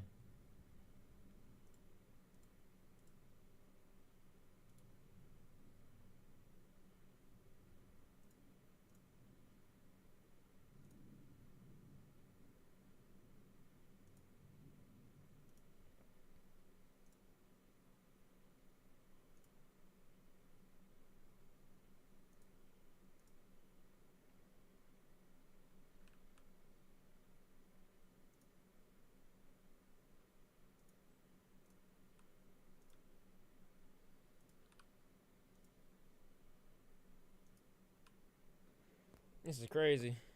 Come on. Don't die on me.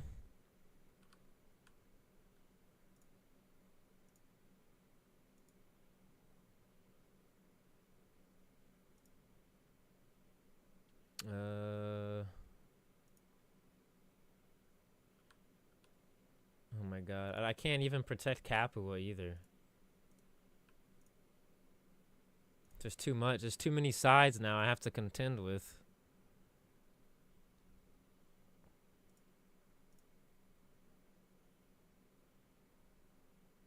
I don't want to fight, so I'm just gonna...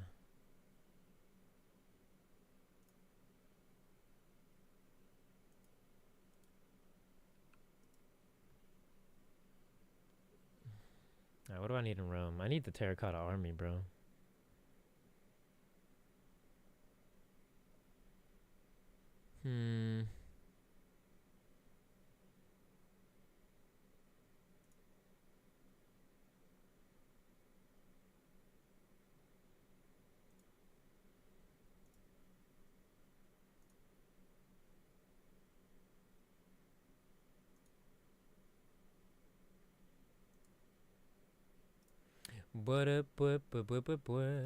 Alright, got an archer in here. We're good now.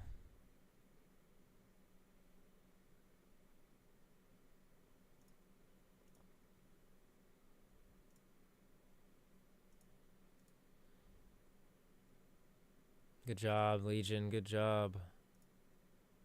Ooh, what is this? Ooh, flax. I've never seen that before. That's new. Must be a new resource.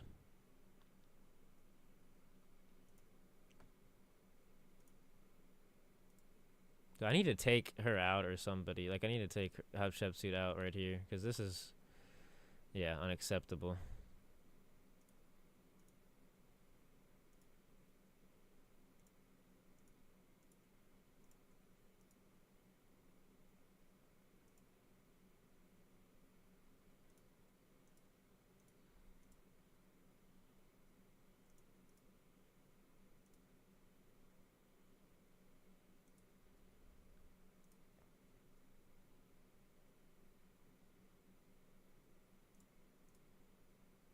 And take that out. Good job, Legion.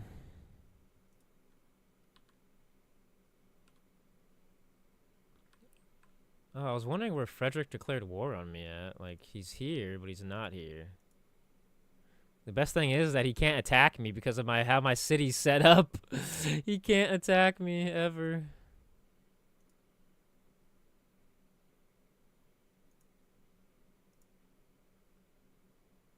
I need the militaristic thing.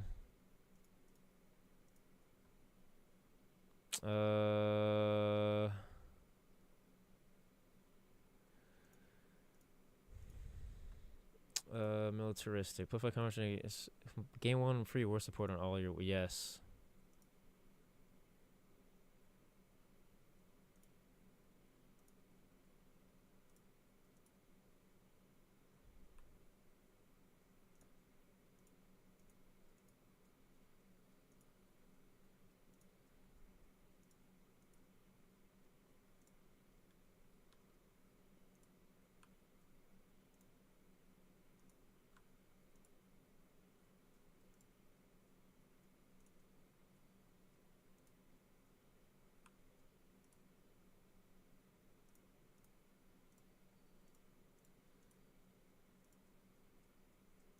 Alright, we're gonna go attack Akhenaten.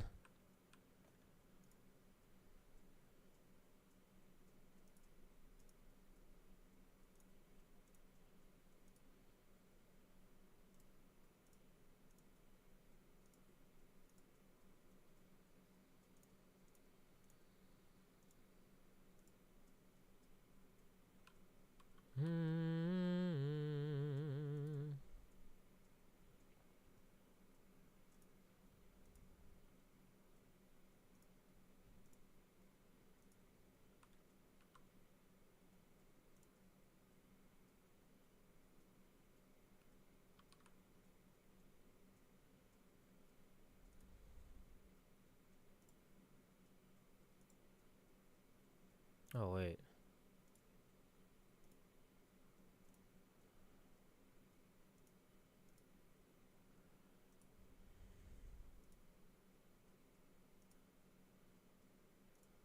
Damn it.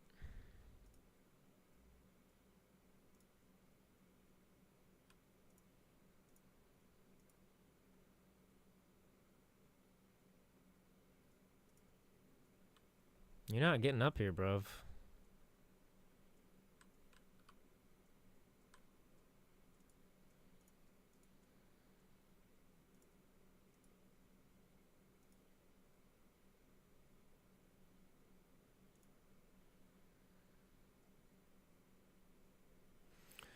I just have to keep building Legion.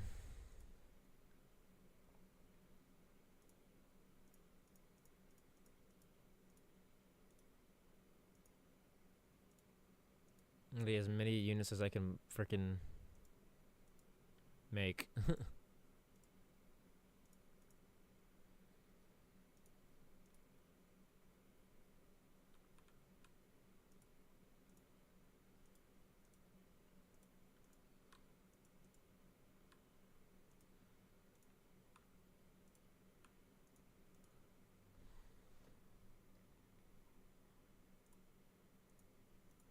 Shoot them! Shoot them now!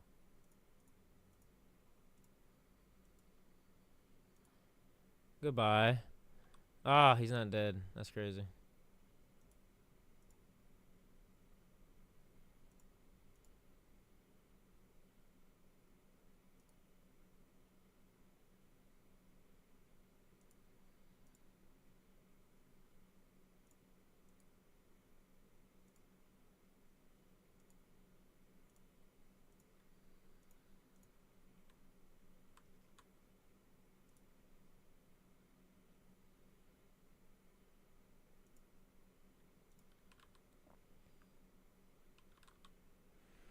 Funny that Frederick really is trying to go after Roma when he can't get it.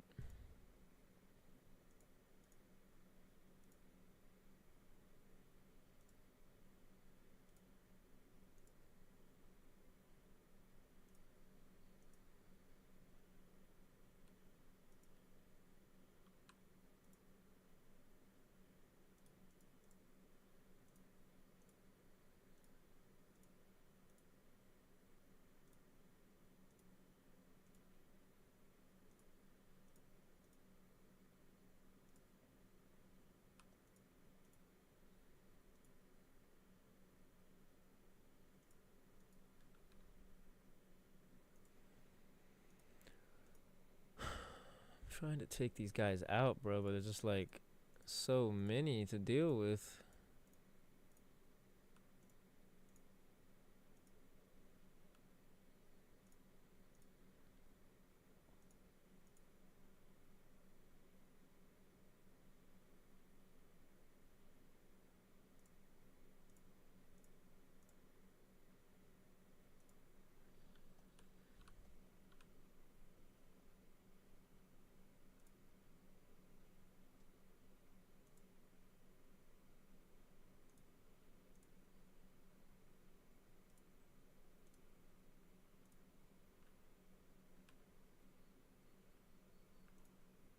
Oh my god, the Scythian guy, what the fuck?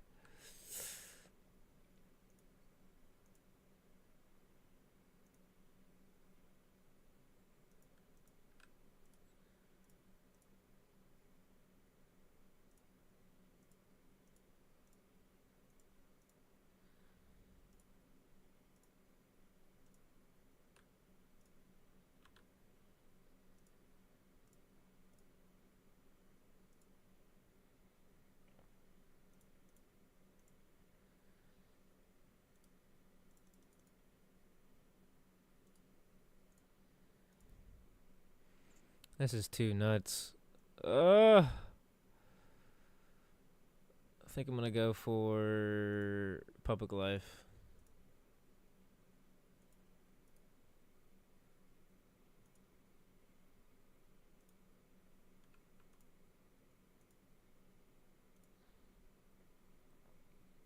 They're gone.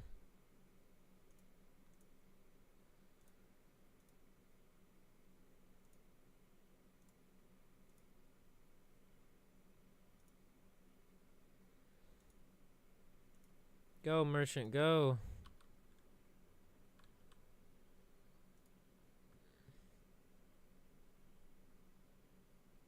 Yeah, Emporium for sure. Almost can incorporate him.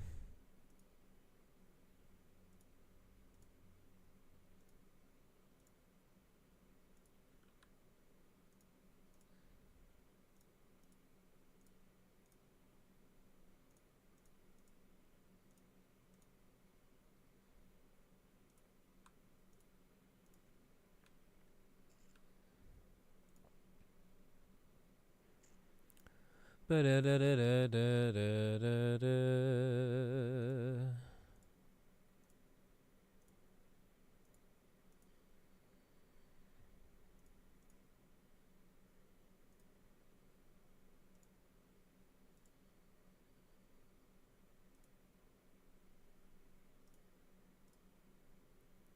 Stop taking my guys out, you sons of guns.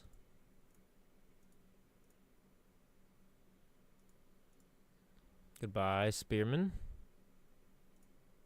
Alright, we're getting towards the end of the game. Yeah, 69%.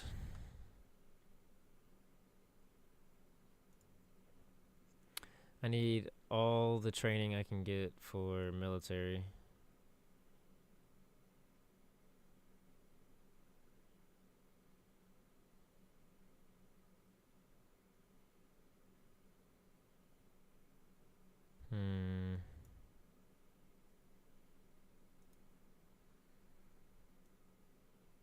Yeah, I'm just gonna go straight for ironworking. That's what I need right now.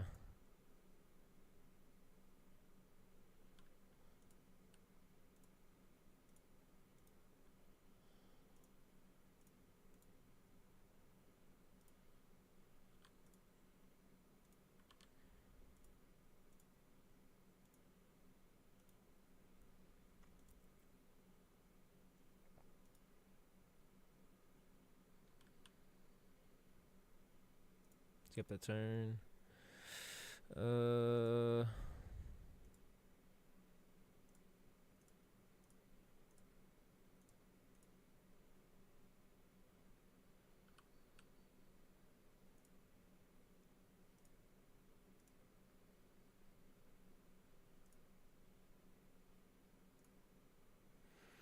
Bum, bum, bum, bum, bum, bum, bum, bum, bum, bum, bum.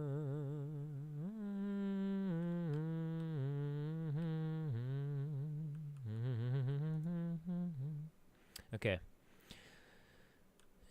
Right near the end, we can take out the spear guy. Should be able to unrelease all these dudes. Heck yeah, I want to support this.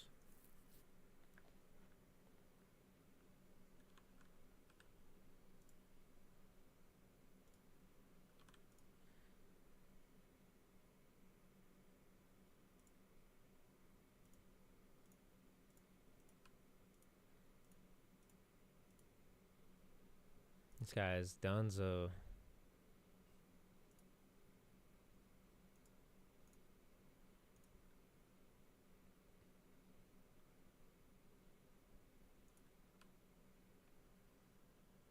Alright, let's take this out. Let's take it out.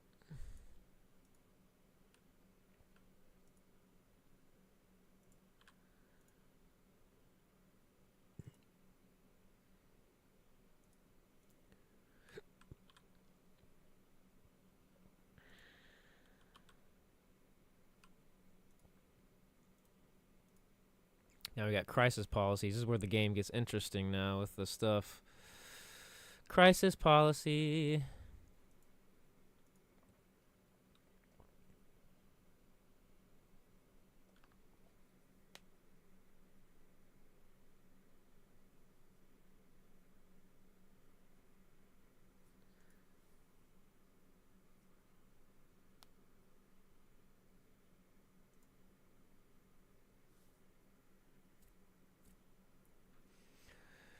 Bum ba da dum bum bum ba da dum bum bum ba da bum ba da bum.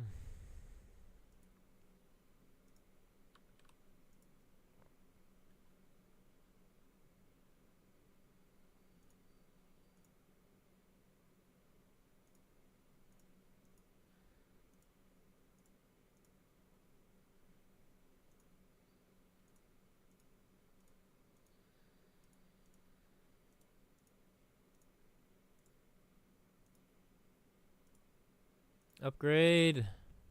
Promotion. Nice.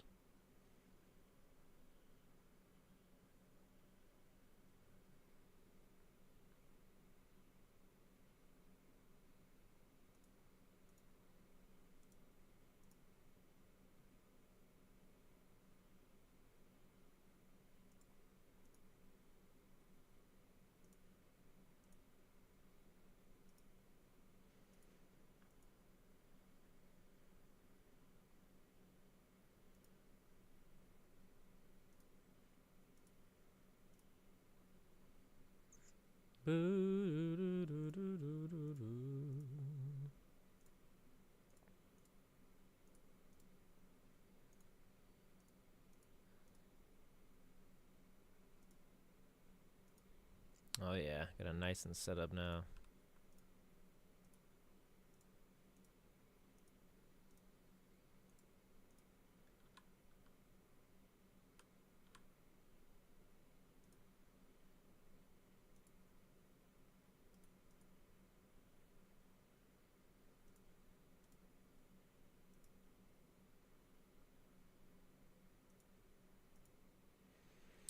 And then I'm gonna put this guy on skip turn.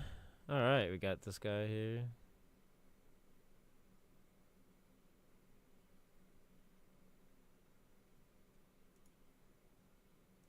There you go. Got a trade route.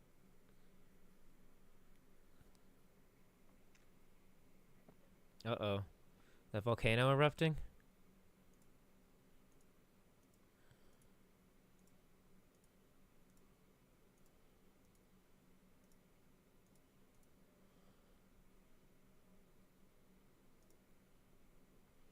Oh no.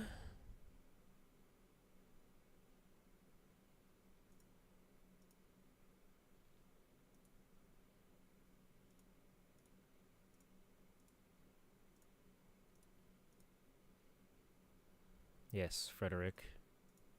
You will not last till the morn.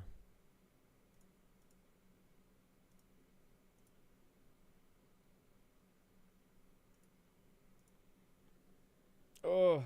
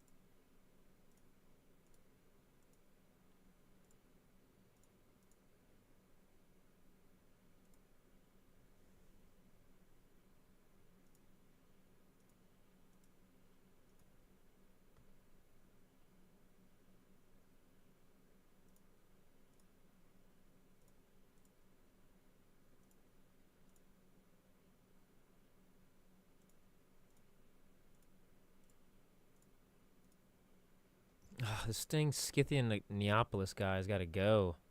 He's annoying.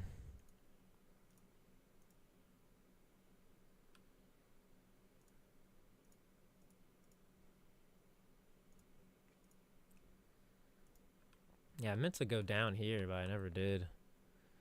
With a scout, but guess I can do that now.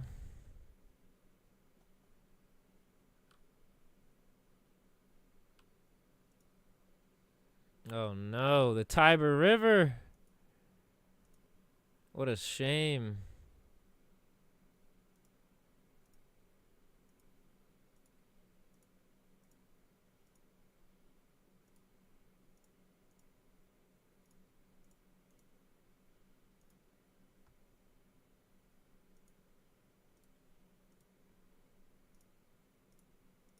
Attack. Attack. Nice.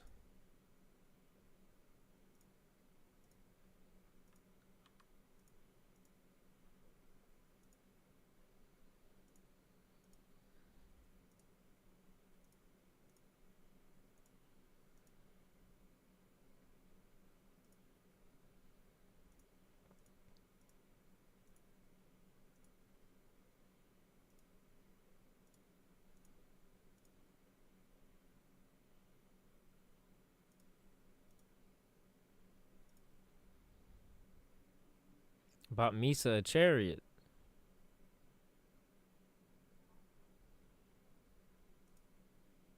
Yes, Gate of all nations.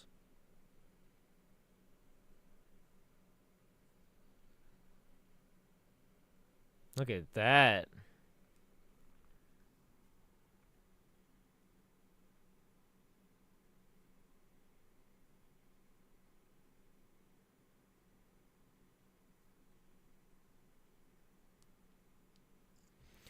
All right, Gate of all nations complete. It's a pretty good one to have done.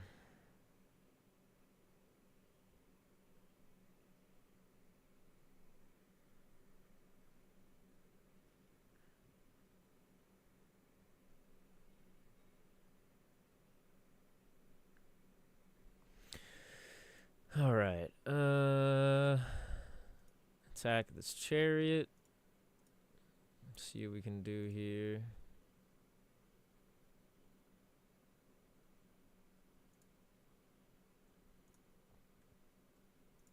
Try to fortify.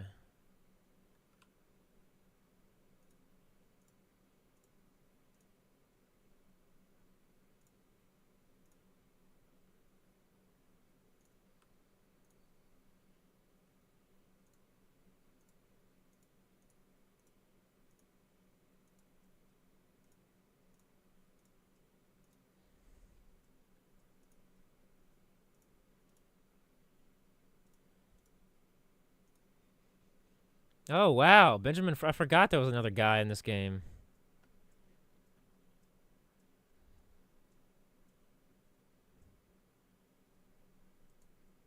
Definitely want to be friendly with Benjamin.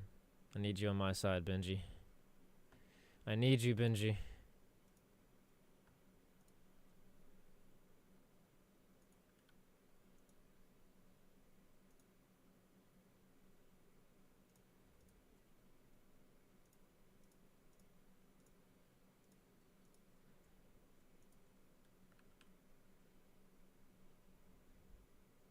If I can take out this Frederick settlement down here, that'd be nice.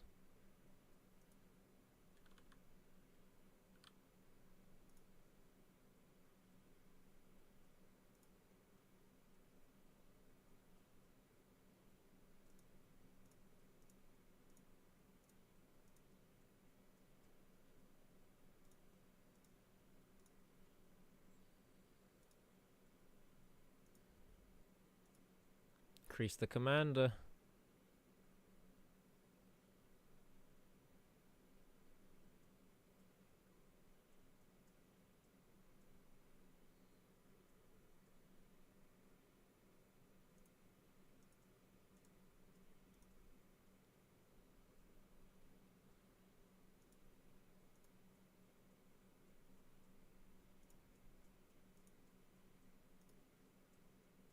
Fortify.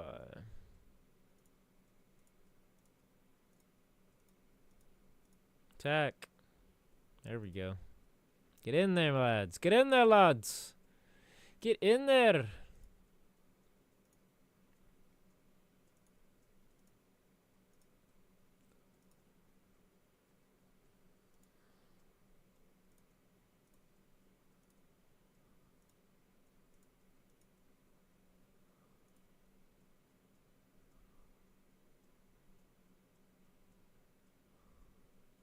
Oh, Christ on a pancake.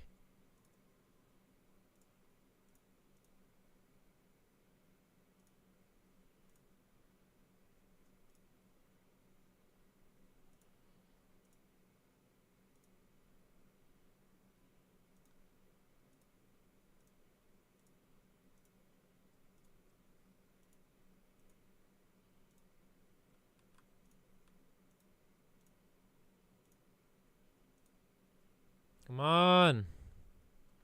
We can do this.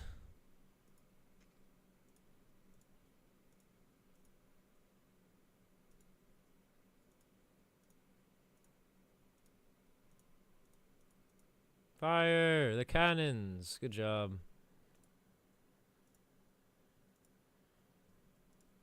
I need Xerxes on my side, bro.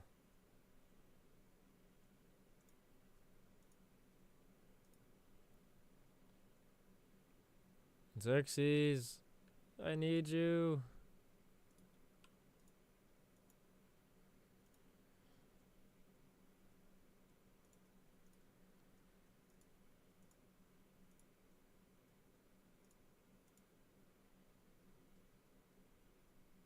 Oh, come on. I had it.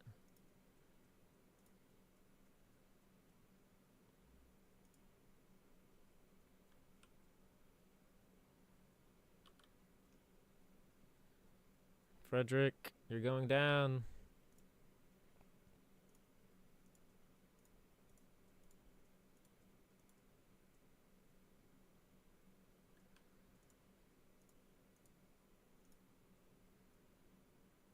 Yeah, I need definitely need new taxes on wine. What the heck?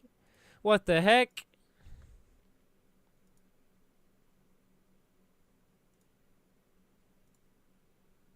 What is this, Roma? I don't even know what to build. Everything's just blown up. So many things missed.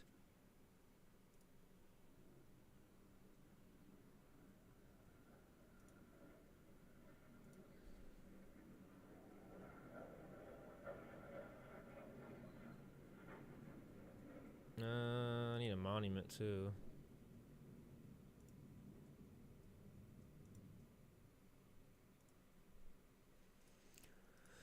Alright, that should be enough for now.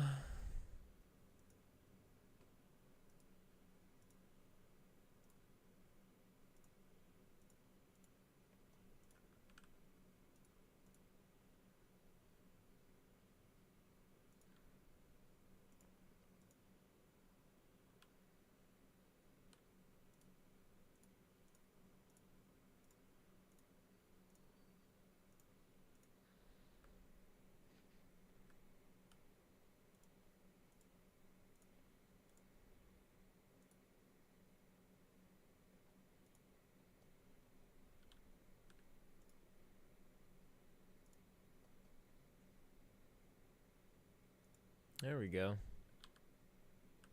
I'm not afraid of you people. Keep sending these guys after me. That's fine.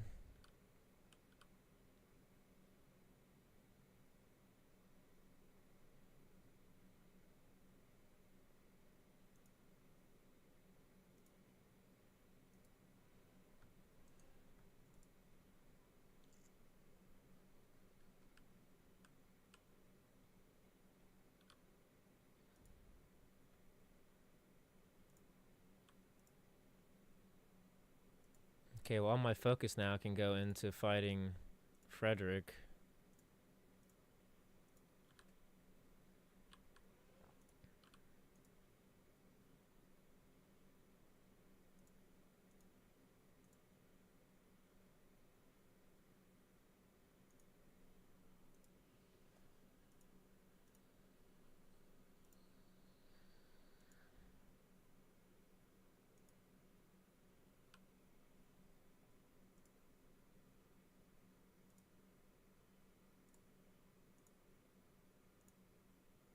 Heal. Alright, we're getting close to the end of the game here. There's not much more I'm going to be able to do.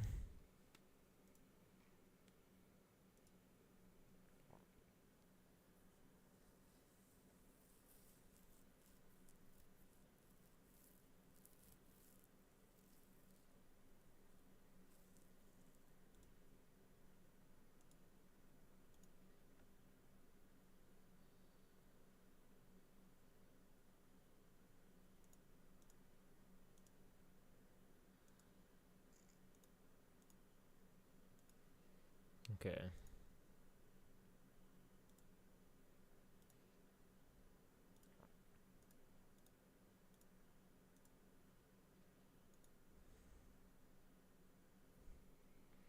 If I could take out this Tamara damn place, that'd be amazing.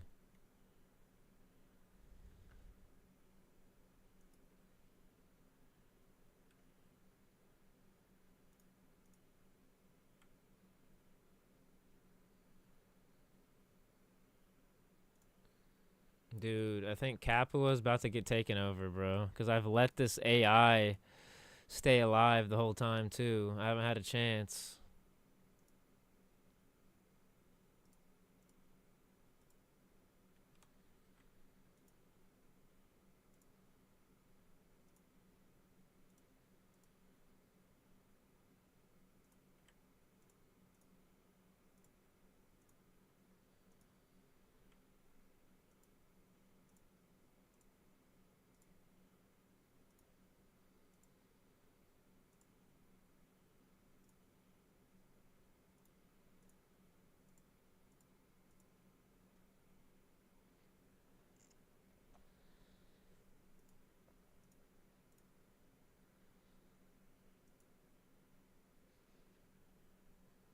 Crazy. Out here fighting so hard.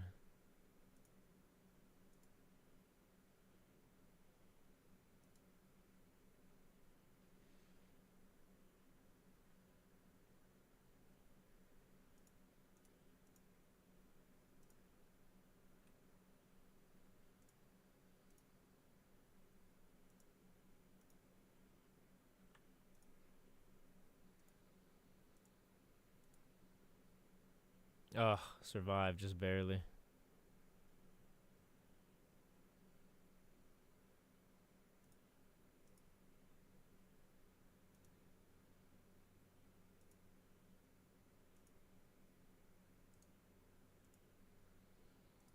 Finally. Now I can focus on trying to kill the AI.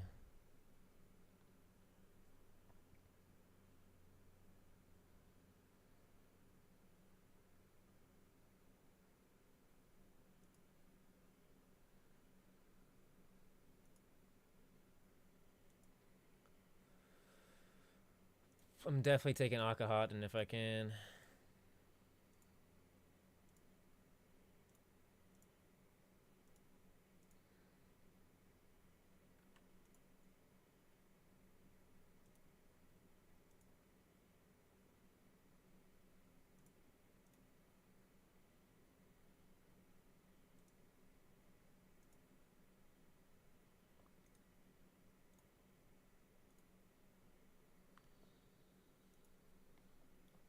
Yeah, Xerxes is doing really good right now. Xerxes has got so much gold, it's crazy.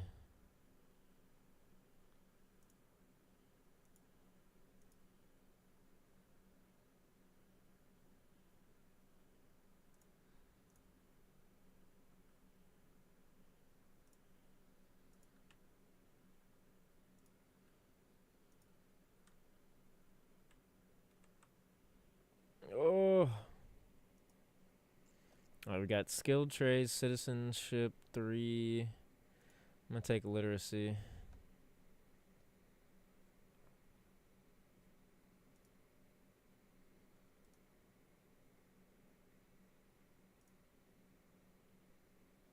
I can't make that any. Ah, I fucked it for that. Damn it. That's not good.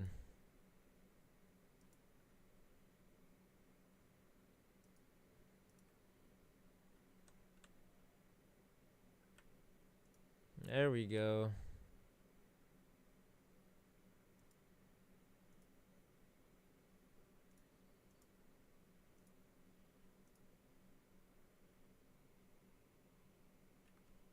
People of Kole? What the heck is Kole?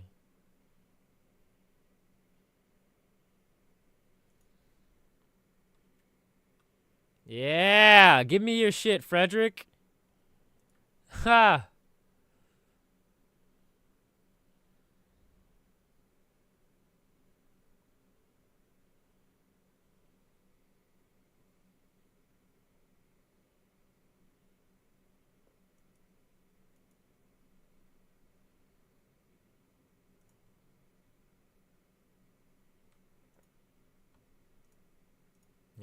Yes. Yes. Ha ha ha ha. We've done it.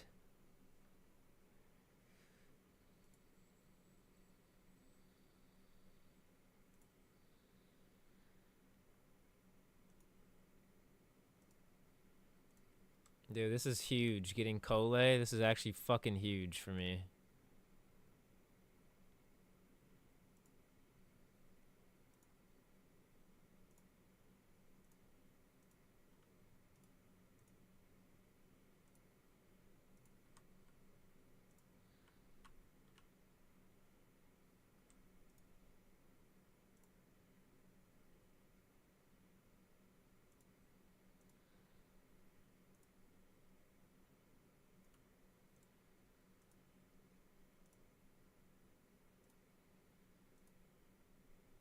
Wait, Akahaten's taken by Benjamin Franklin now?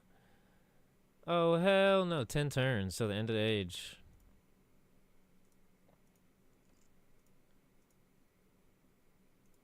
Yes, me and Xerxes definitely need to become allies. Definitely, bro.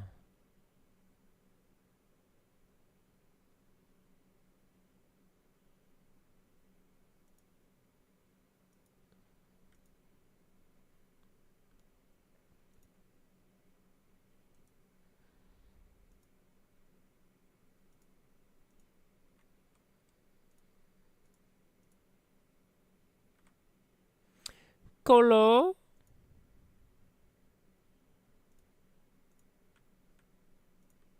Coloe.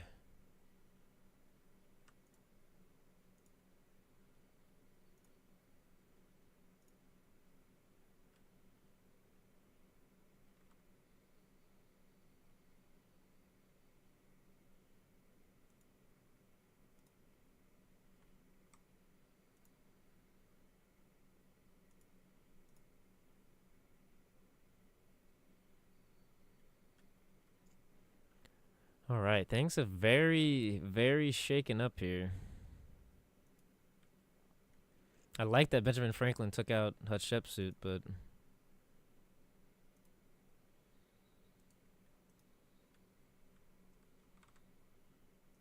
yeah, I got you, Xerxes. I hate that chick. I got you, my brother.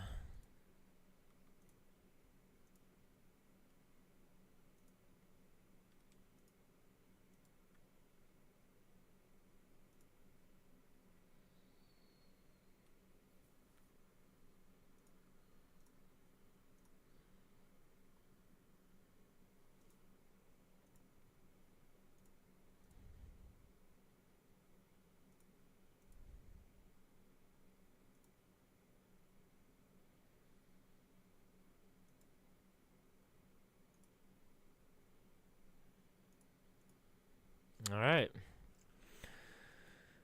Got a good spot. Gonna put all these guys on sleep, and we're just gonna roll through these turns.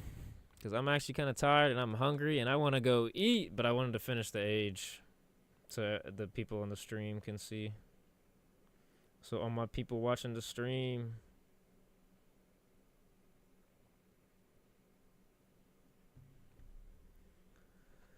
All right, production.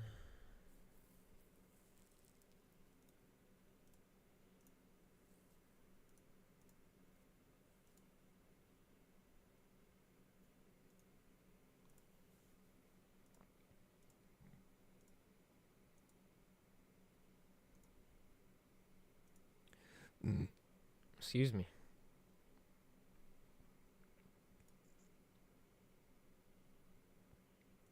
All right, basically good to go.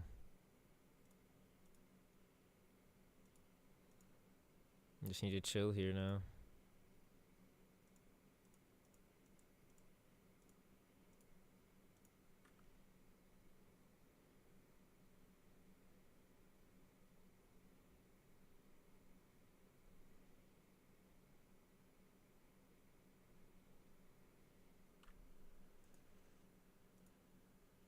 Skip. All right, let's go.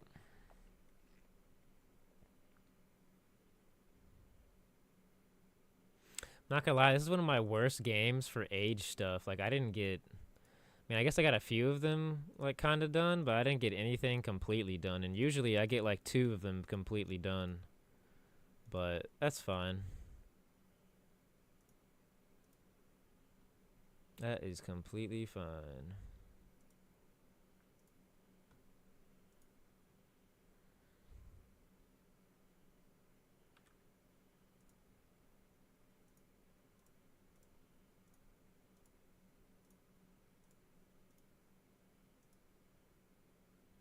Bum, ba-da-da.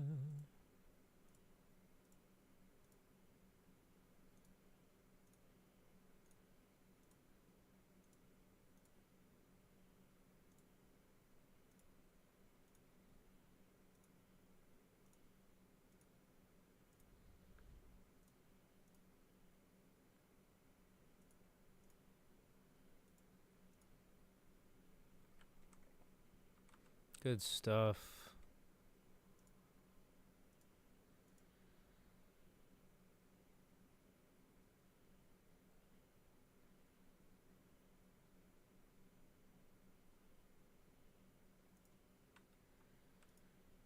Before I do that, honestly, I don't really want to do that because he's got a bunch of random shit around here that I'll then have to fight, and I just, I mean, there's only 9, whatever left, so yeah, I'm gonna stay neutral on that one.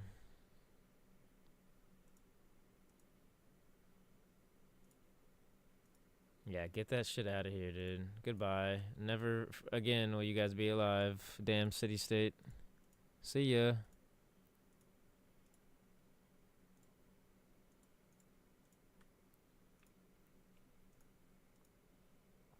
Militaristic. I'll take it.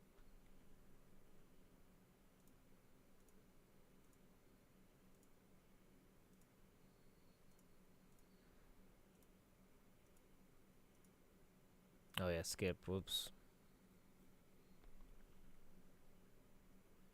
Oh, wait, he declared war on me? Oh, he did it anyways. Now I don't have Xerxes' help. Hold up.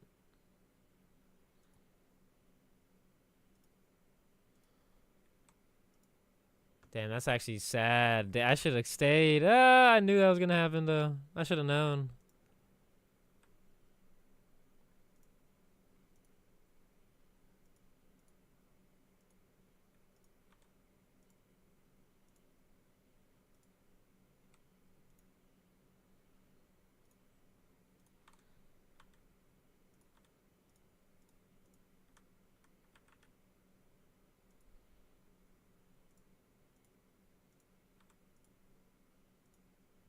Go, chariot, go.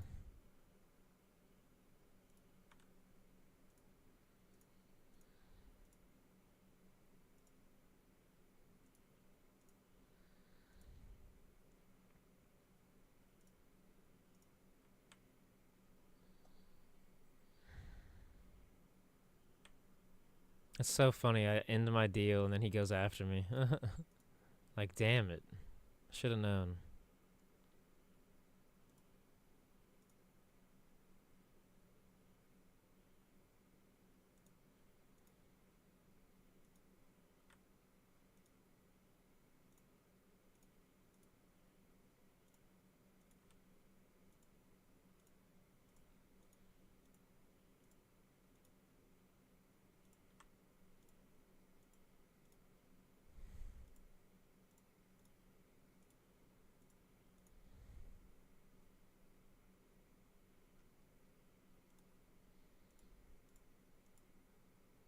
Haha.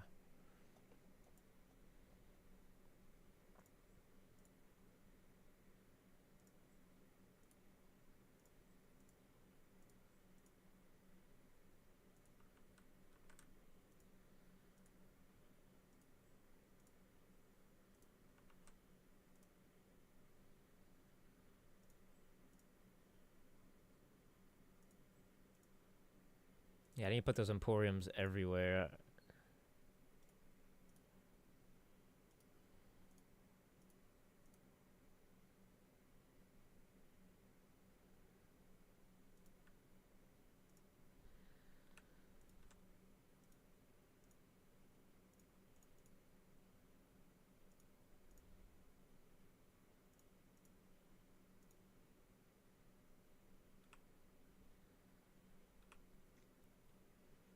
Alright, we got one more turn after this. Oh, 3 turns. That's more than I thought.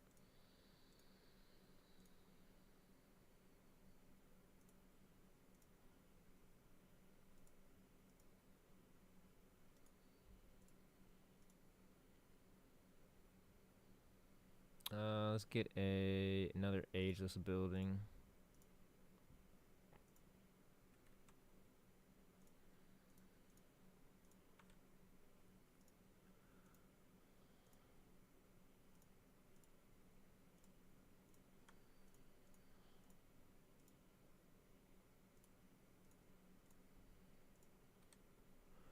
Boom. There we go. I should have got the dang camel.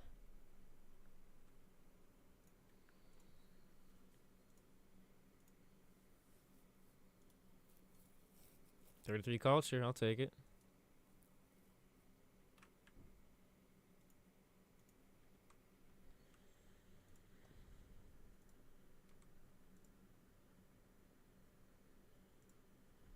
If I had enough Xerxes, I'd give you all my points.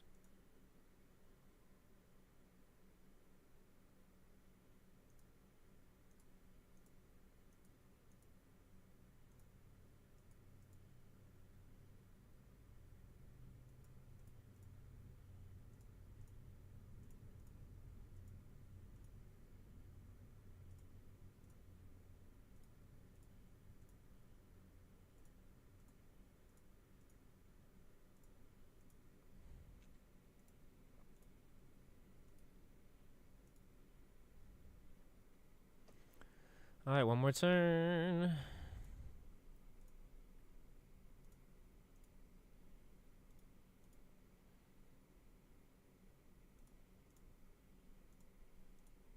That's it. That's it. That's the antiquity age complete. Final turn. Oh, sorry, one more turn. I prematurely said.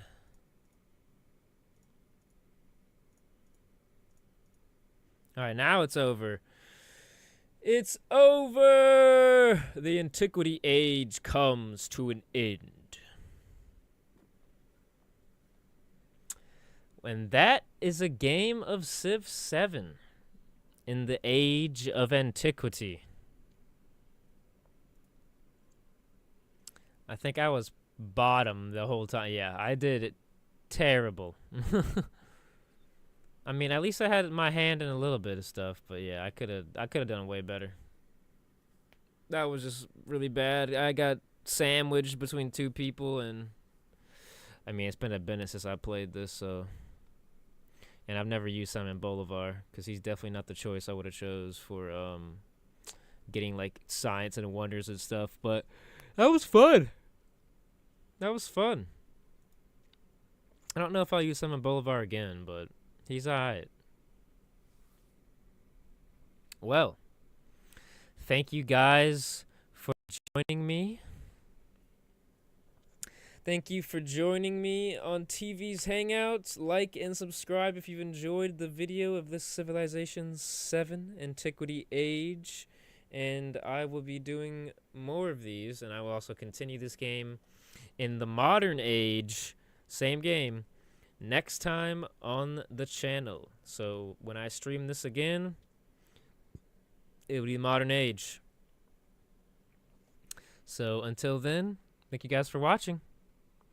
Bye!